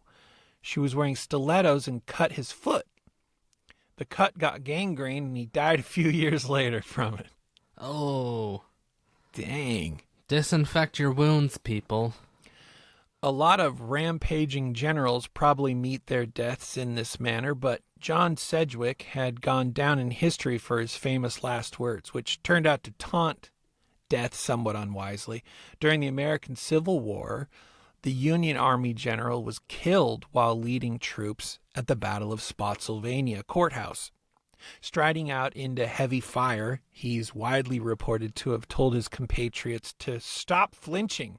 Why are you dodging like this? They couldn't hit an elephant at this distance. This overconfidence, however, killed him. A sniper promptly shot him dead with a bullet to the left side of the face. There's actually they give a little homage kind of like that to in the movie We Were Soldiers. Do you remember that one? Early 2000s, Mel Gibson.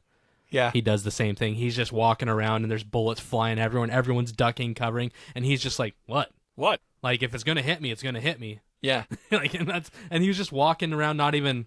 There's a guy in Band of Brothers that's like that. Like, everybody fears him because he just like runs around killing people. Okay, this is weird. This is off topic, but for some reason, our online recording studio here has started popping up messages when people join the back door.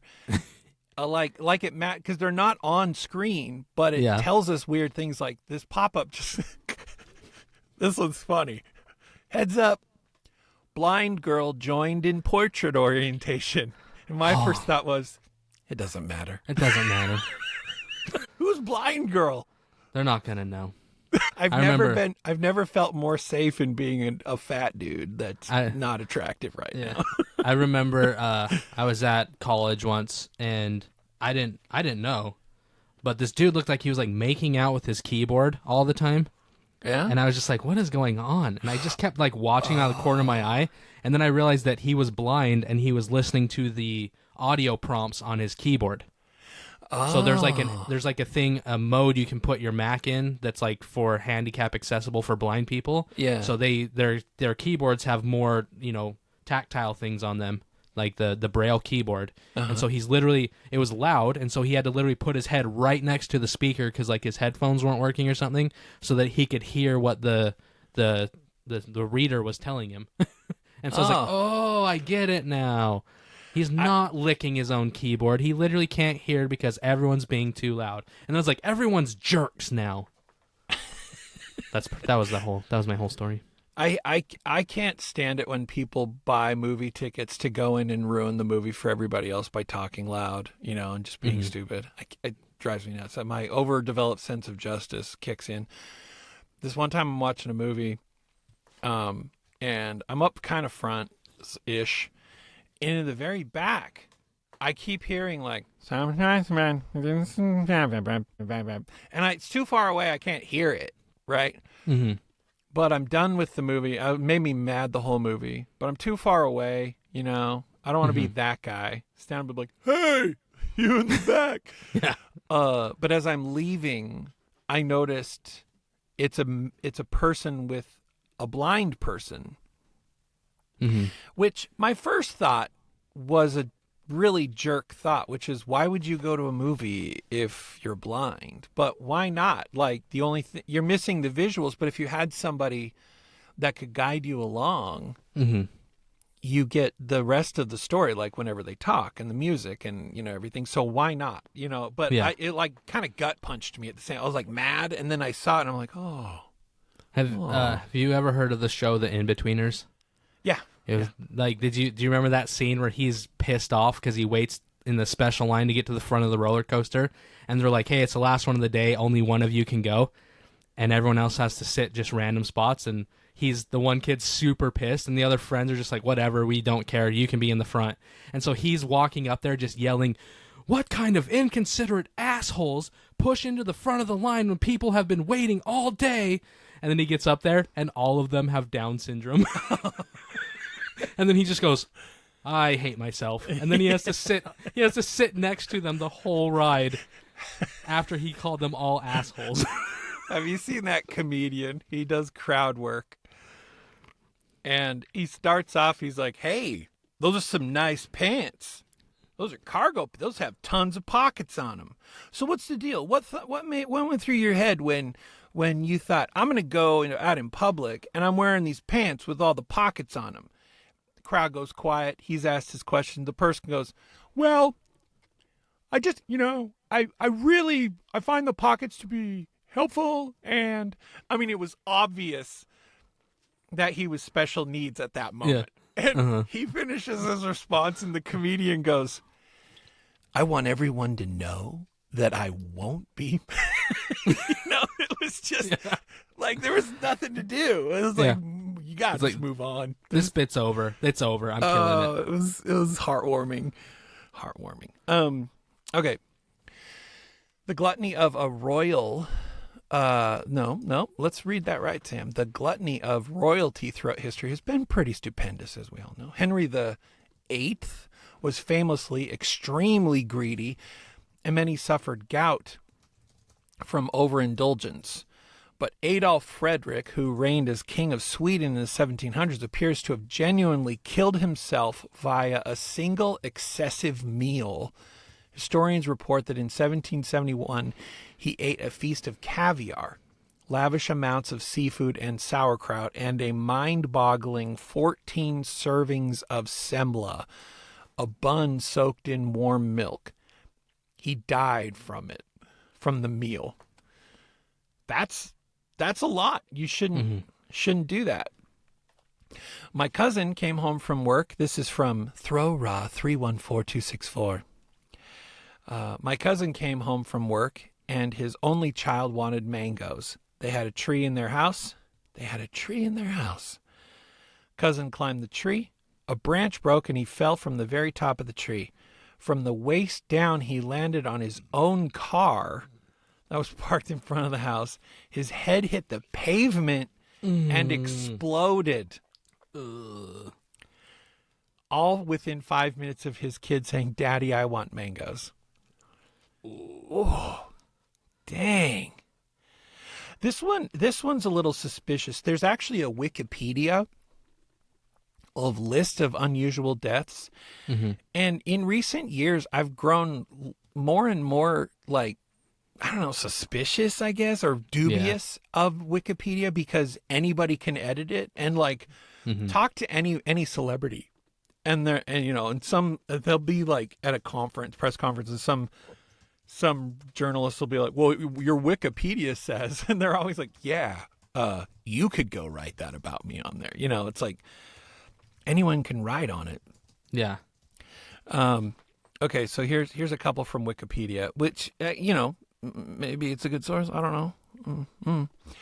According to Judges 4:5, which is the Bible, the commander of the Canaanite army for King Jabin of Hazor was killed in his sleep when the Kenite women, Jael, stabbed him in the temple with a tent peg. I'm gonna get into a little more modern. Let's go to the 21st century, because half of those words that was like reading a line from a fantasy book. I was like, what's a name? What's a place? What's a weapon? I don't know. They all sound the same. They all sound the same. 2001, 9th of March, 2001, the 43-year-old engineer was voluntarily slaughtered and eaten. Oh, we've heard about this one, haven't we? Bern Brandes, right? German guy, eaten by Armin Muse. All right, here's one. Humberto Hernandez. Tell me if you've heard about this one. The 24-year-old Oakland, California resident was struck in the back of the head by an airborne fire hydrant when a passing car struck it, and the water pressure shot it at him with great force and killed him with the water pressure. What's the crazy? Have you ever had anything like crazy hit your car? One time I was in a car. I wasn't driving, but a crow flew into the windshield. Couple months ago, my little brother had a turkey fly into his windshield, shattered his windshield. Yeah, that's a heavy bird. I've had a couple. I was driving deliveries once in a box truck. Yeah. And they have like the almost vertical windshields, right? Yeah. So I'm driving down the road 60 miles an hour. I'm behind an 18-wheeler. It kicks up a baseball-sized rock, and there's traffic coming, and there's no shoulder. So I just had to sit there, and I just watched it go bounce, bounce, and it sounded like a shotgun blast went off. Luckily, it hit like there's two panes. There's like the driver's side pane, then there was like a metal bar, then the passenger side pane. Yeah. And it hit the passenger side. But, dude, you couldn't even see out of it anymore. It literally, like, it didn't break through, but it caved it back and barely held in. But yeah, and it was one of those things where I watched it happen, just boom. I just watched it bounce, boom, and I was just like, oh gosh, luckily this isn't mine. Like that was all. The first thought was, luckily this isn't my truck. Moose are notorious. Their legs are so tall that the legs clear the front of the car, or their body clears the front of the car. Mm-hmm. And so if someone hits a moose, you're just taking its legs out, which leaves the rest of its giant body to come right through the windshield. And it crushes people, decapitates people. There's all kinds of crazy stuff. Animals. My mom once had a deer hit her. She was driving through around Flagstaff, Arizona area, and she was driving, and there was she came around a corner doing like 60, 65, herd of deer. Somehow she threads the needle, but at the same time they got startled seeing the car, so they all ran, and one of the deer actually perfectly timed it, ran into the side of my mom's car. Like it jumped into the side of the car. So then like there was like a little, like luckily the door was able to like push out again. Like it was one of like a bigger thing. But yeah, it literally jumped into the side of her car while she was doing 60. Turkeys are so dumb. They really are. Like it's funny when you go turkey hunting. You can sneak up on turkeys. You can, you can sit and wait till they come by and everything. Or you can get out of your car and just slam the door as hard as you can, and they go. You could go, hey, stupid turkeys. You can yell at them, and they're like, but you know what happens is they're like, crap. You're like, Bill, we told you to shut up. Well, you yelled too. They'll tell you exactly where they're at. They're the dumbest when it comes to that. They have no like predatorial instincts, well, protection instincts, it seems. Yeah, But they're dumb. here's a couple more, and then I'll leave you be. Francois Pete Tovey, March 18th, 2008. 81-year-old built a device that consisted of this already doesn't sound good.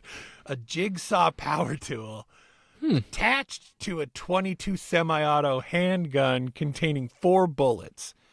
He then activated it, which fired multiple shots at his head, killing himself. Toby built he was. I think he was trying to make literally an automatic gun. Yeah. Using the jigsaw as the striker. Okay, and he was trying to kill. Well, I'll read the rest to see if I think we're right. But Tovey built the device after downloading suicide plans on the internet. Tovey, who originated from England, was living in Burleigh Heads, Australia at the time. Left a note stating he was struggling after pressure from relatives to move from his £450,000 home to a retirement home. So he was ready. He was ready to go. I remember way back when the internet first kicked off, like when it was popular in the late 1900s, early 2000s. I remember coming across a site, and it had like pictures of suicides and stuff. Mm-hmm. And there was a guy who had somehow powered through enough to pull he started his bandsaw and then pulled his torso through it. What the hell? Like got up on a chair and like side cut and just pulled himself through. And so the crime scene photo was this guy hunched over his bandsaw, almost completely cut in half. But why? To kill. Well, that's like got to be one of the most painful ways to go. Yeah. Also, like there's certain points on the body where you have a major nerve, and so that would be very hard. But also, like if you're weird enough, or like me in the early 2000s, looked at this site. Were you on Ogrish? No, this was pre-Ogrish. It was pre-Ogrish. Yeah. Okay. But in the photo, you can tell like he makes it through his spinal column, which is saying a lot.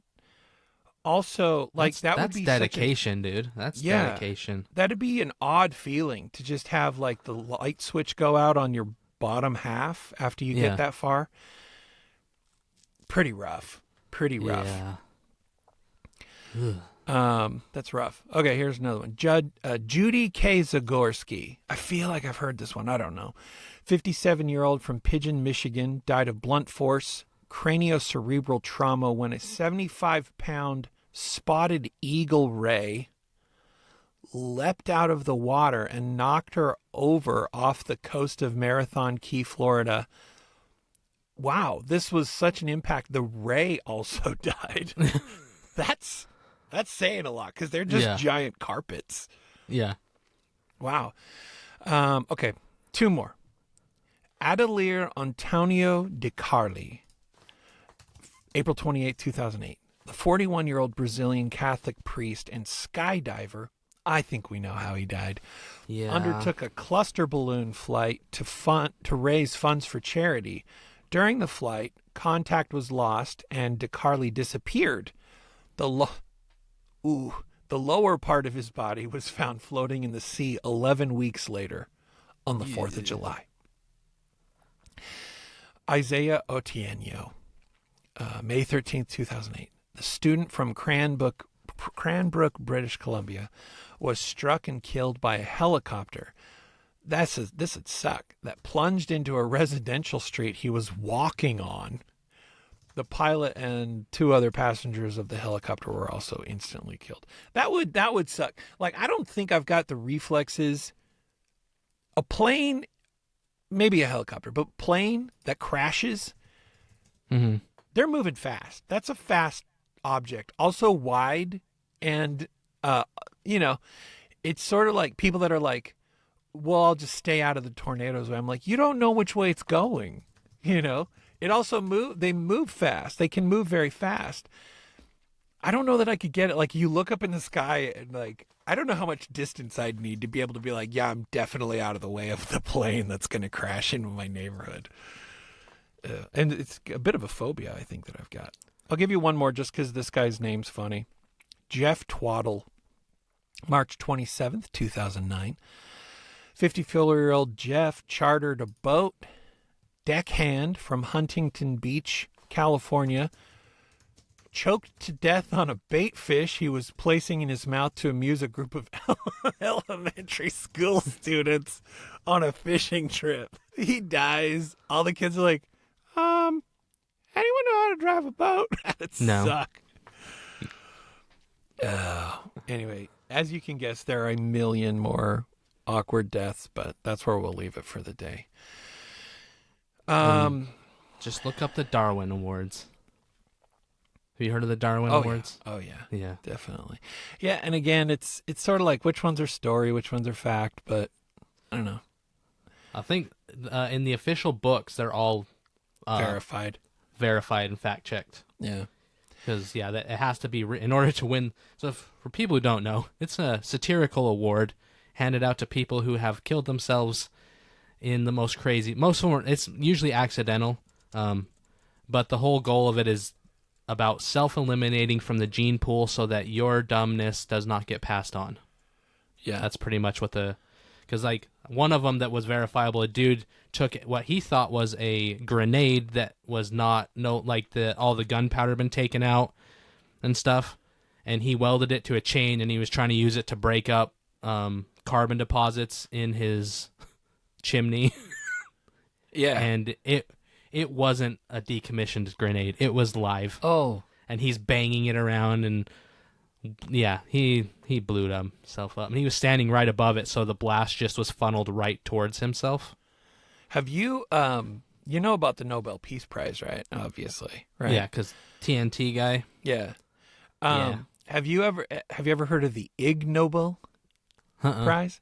So the Ig Nobel Prize is a satirical prize awarded annually since 1991 that promotes public engagement with scientific research. It honors achievements that first make people laugh and then make you think about it a little bit. So it's a bit of a pun, obviously, on the Nobel Peace Prize, but they're quite fun and it's interesting. And I'll just give you the list of the 2025 35th First Annual Ig Nobel Prize ceremony winners. In aviation, for Francisco Sanchez and Mariana Melchon, Carmi Corrine, and Barry Pinchot for studying whether ingesting alcohol can impair bats' ability to fly and also their ability to echolocate. That's a fun one. A bunch of people from Japan got one for their experiments to learn whether cows painted with zebra-like striping can avoid being bitten by flies. In chemistry, couple guys, all with the last name Vich. Naftalovich and Rotem Naftalovich and Daniel Naftalovich. Oh, and Frank Greenway. Got the Ig Nobel Prize for experiments to test whether eating Teflon, a form of plastic more formally called polytetrafluoroethylene, is a good way to increase food volume and hence satiety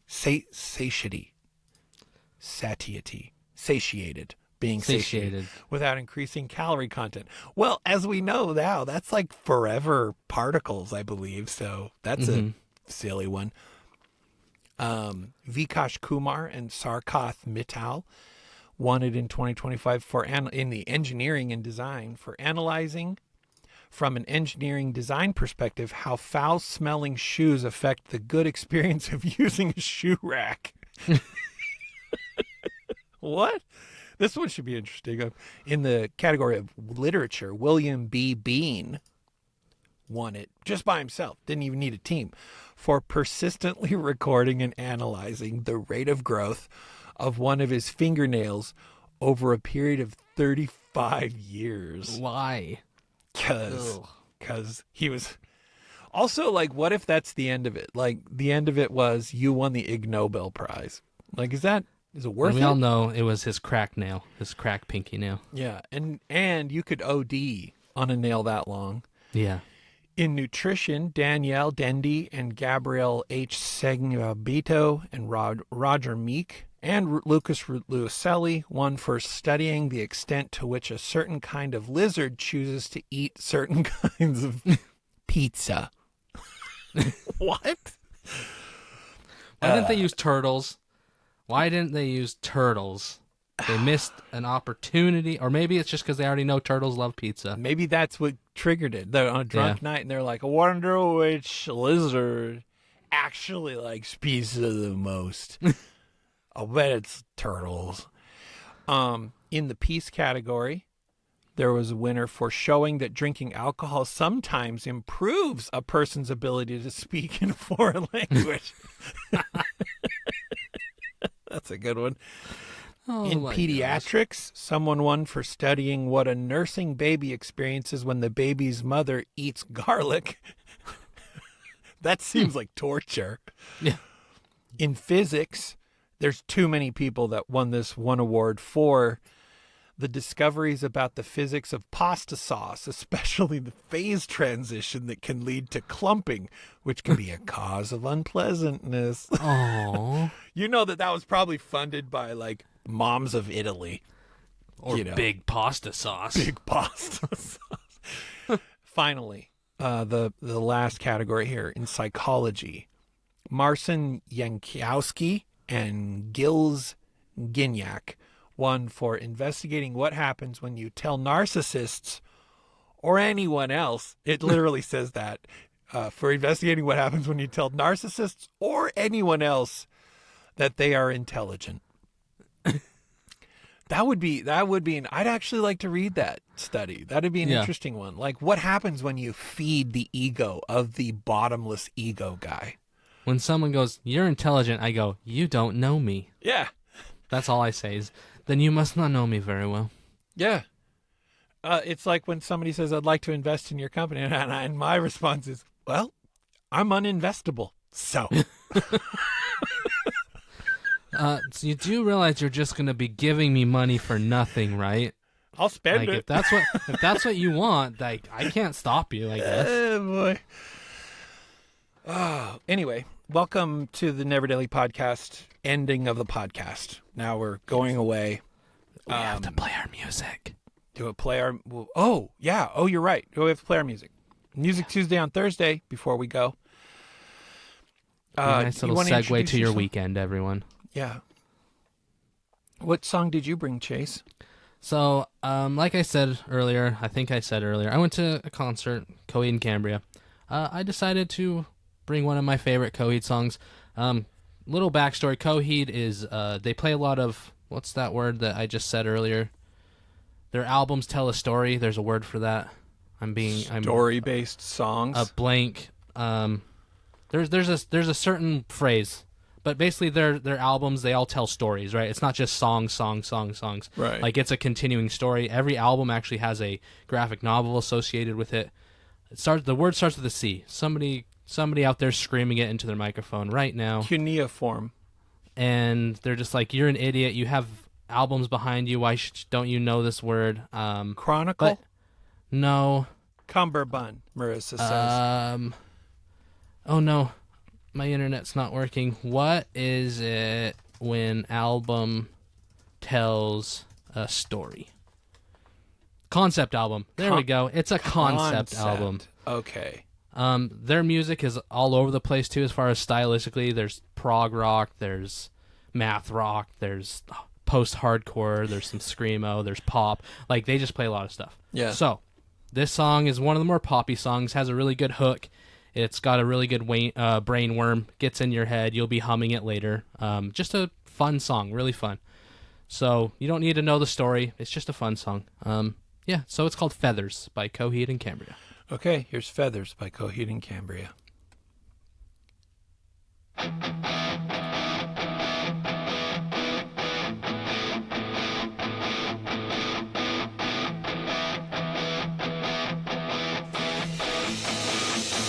Breakfast is coming, boys.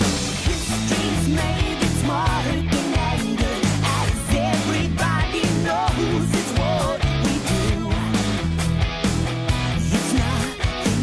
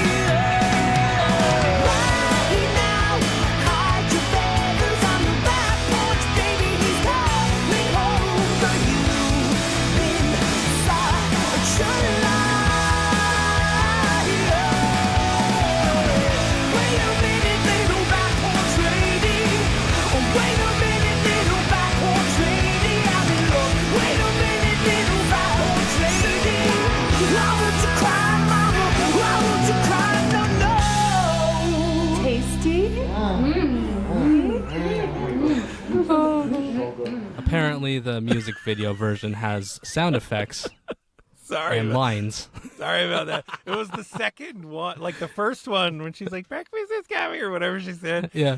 And I let that one go because I've never heard the song. But then the second one like faded in and like the song went away. And I looked at you and you're like, it's the music video. I was like, oh. Oh, man. Yeah, fun song. Yeah, it's just a fun little, as Teresa said, she perfectly described it. It's a bop. Like, it's just a fun little song. Not all their music's like that, for sure. Like, but there's usually like a poppier song on all of their albums. They like to play kind of genre bend stuff, and so that was their pop song from that album. So, have they had many like radio hits? They haven't. They've had a song that was used in a couple like commercials, I think, and like for a movie. There was, what's that movie, 9? It was like one of those animation movies of the little things. Yeah. When the first theater commercial came out for that, they used a Coheed and Cambria song. It's called Welcome Home. It's like their most popular song. It's got like 70 million views on Spotify or whatever. And that's just Spotify, you know what I mean? So that's probably their biggest song is that. But that one's definitely a little more prog rock. Cool. So, but yeah, it's fun. Yeah, they're a very diverse band. I haven't listened to a lot of them. They've been around for a while, though. But yeah, I like that. All right, I brought something a little on the other end of the spectrum. It's folksy. I like folksy. So this is a song by Brandi Carlile, and I don't know. Like sometimes I'll hear somebody, and I don't have to listen to much of it to be like, "Yep, adding it. I'm adding it." Not even just adding the song. It's like anything that artist does, I'm like, I'm good with. You know, you probably have artists like that. Mm-hmm. And I don't know why. Brandi Carlile is just that. She's that for me. That was like my last song I brought with Manchester Orchestra. Andy Hull, the lead singer, like he has a bunch of side projects. I listen to all of them. Yeah. I don't know. I just really like Brandi Carlile. So anyway, this one's good. I just really like it. It's called Cannonball by Brandi Carlile. So check this out.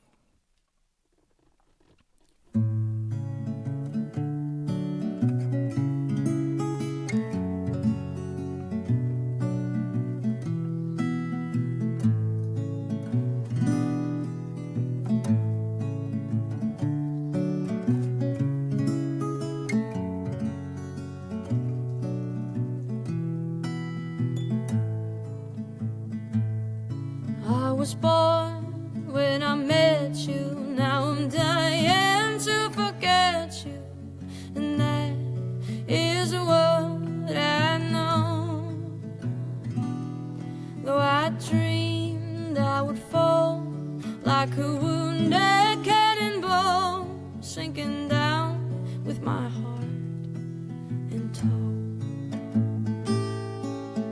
Bright lights like white lightning. Who shot me there? Who cut me there? I'm frozen in my bed till the day comes around. How I'm lost, how I'm found. There's a man all alone, telling me his friends are gone, that they've died and flown away. And so I told him he was wrong, that your friends are never gone if you look to the sky and pray. Bright lights like white lightning. Who shot me there? Who cut me there? I'm frozen in my bed till the day comes around. How I'm lost, how I'm found. Someone told me a lie. Someone looked me in the eye and said that time will ease your pain. But behold, when you fall, it's the same old cannonball coming back for your heart again.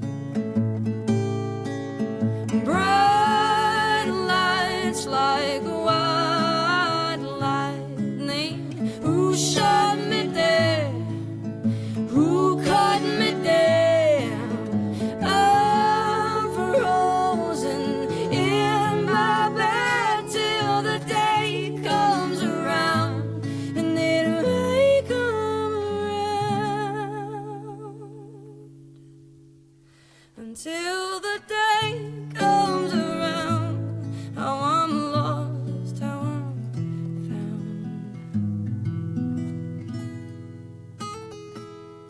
I was born when I met you, now I'm dying to forget you, and that is what I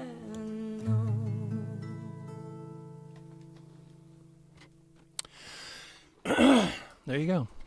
Can I just say that while listening to that song, I felt like I was in a house from the 70s, wood panel walls, Yeah.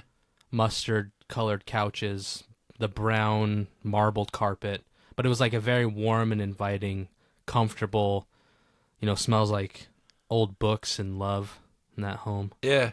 and it just felt peaceful and warm. And Do you ever have a song where you listen to it and like the whole song could play, and it's great, but there's a line where your like brain makes a whole story.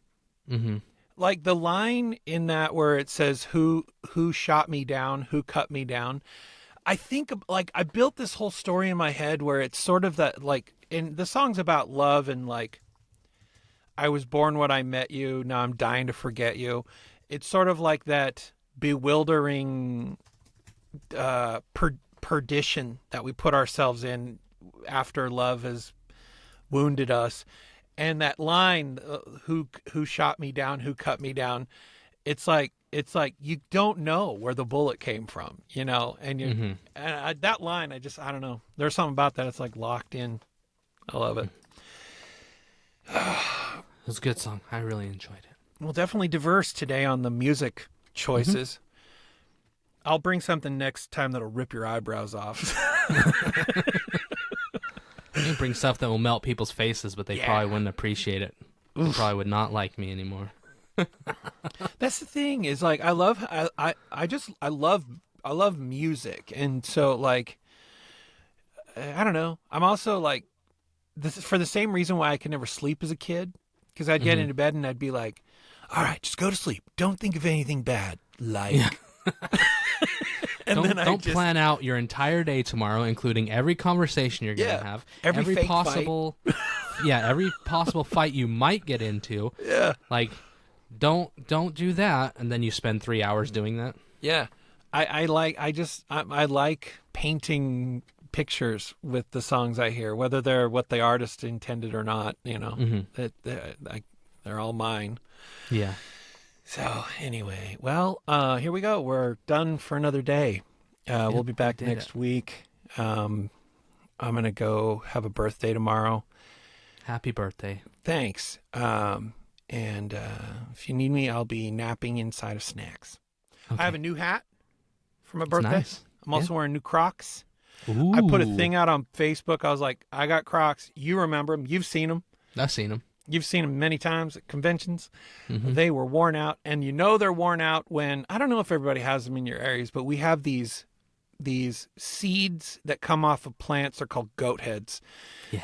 And they're terrible all the way from the being born to when they finally reach their final stage, which is this hard, I don't even know the shape. It's like a 3-dimensional pointy triangle It's like a monster. caltrop or whatever they're called, a caltrop. Yes. That they would use in war. Like no matter what, Yes. there's going to be a pointy, sharp area pointing straight up. Yes. And they're a genius plant because you can burn them and they like it. Yeah. You can't get rid of them. But my Crocs got so thin on the bottom, they were what I started calling goat head finders. Yeah, we always called them bullheads because I grew up in Arizona. So they're called different things, but yeah, we always call them bullheads because they look like literally a bull skull. Yeah, they do. At any point, you can roll it down on the ground, and it'll be like, "Watch me! I'm going to point upward." That was always, dude.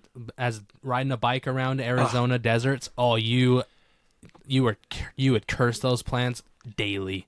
I'm keeping that bike slime in business.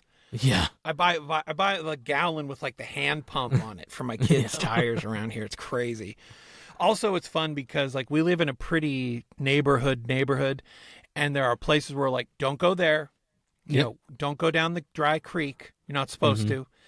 So we know when they went where they weren't supposed to because everywhere outside shoes, it's like, goat heads. Yeah, like I used to do landscaping, and when I'd have to weed eat a patch of ground, like when I was done, like my shoes weren't even touching the ground anymore. It was literally just all bullheads. Yeah, I was just walking on bullheads. It's crazy. So I put a thing out on Facebook, and I was like, I need recommendations. Top recommendations were just another pair of Crocs, UFOs, which I got a lot of people who are like, you'll never turn back if you buy a pair of UFOs, and then Hey Dudes. And I have 2 pairs of Hey Dudes that I've pretty much worn through. They're on the list of next things to replace probably. I bought a pair of Crocs. I'll show you. Let me just pull one off. Show and tell. Show and tell on the Crocs. Normally, on the Office fashion show.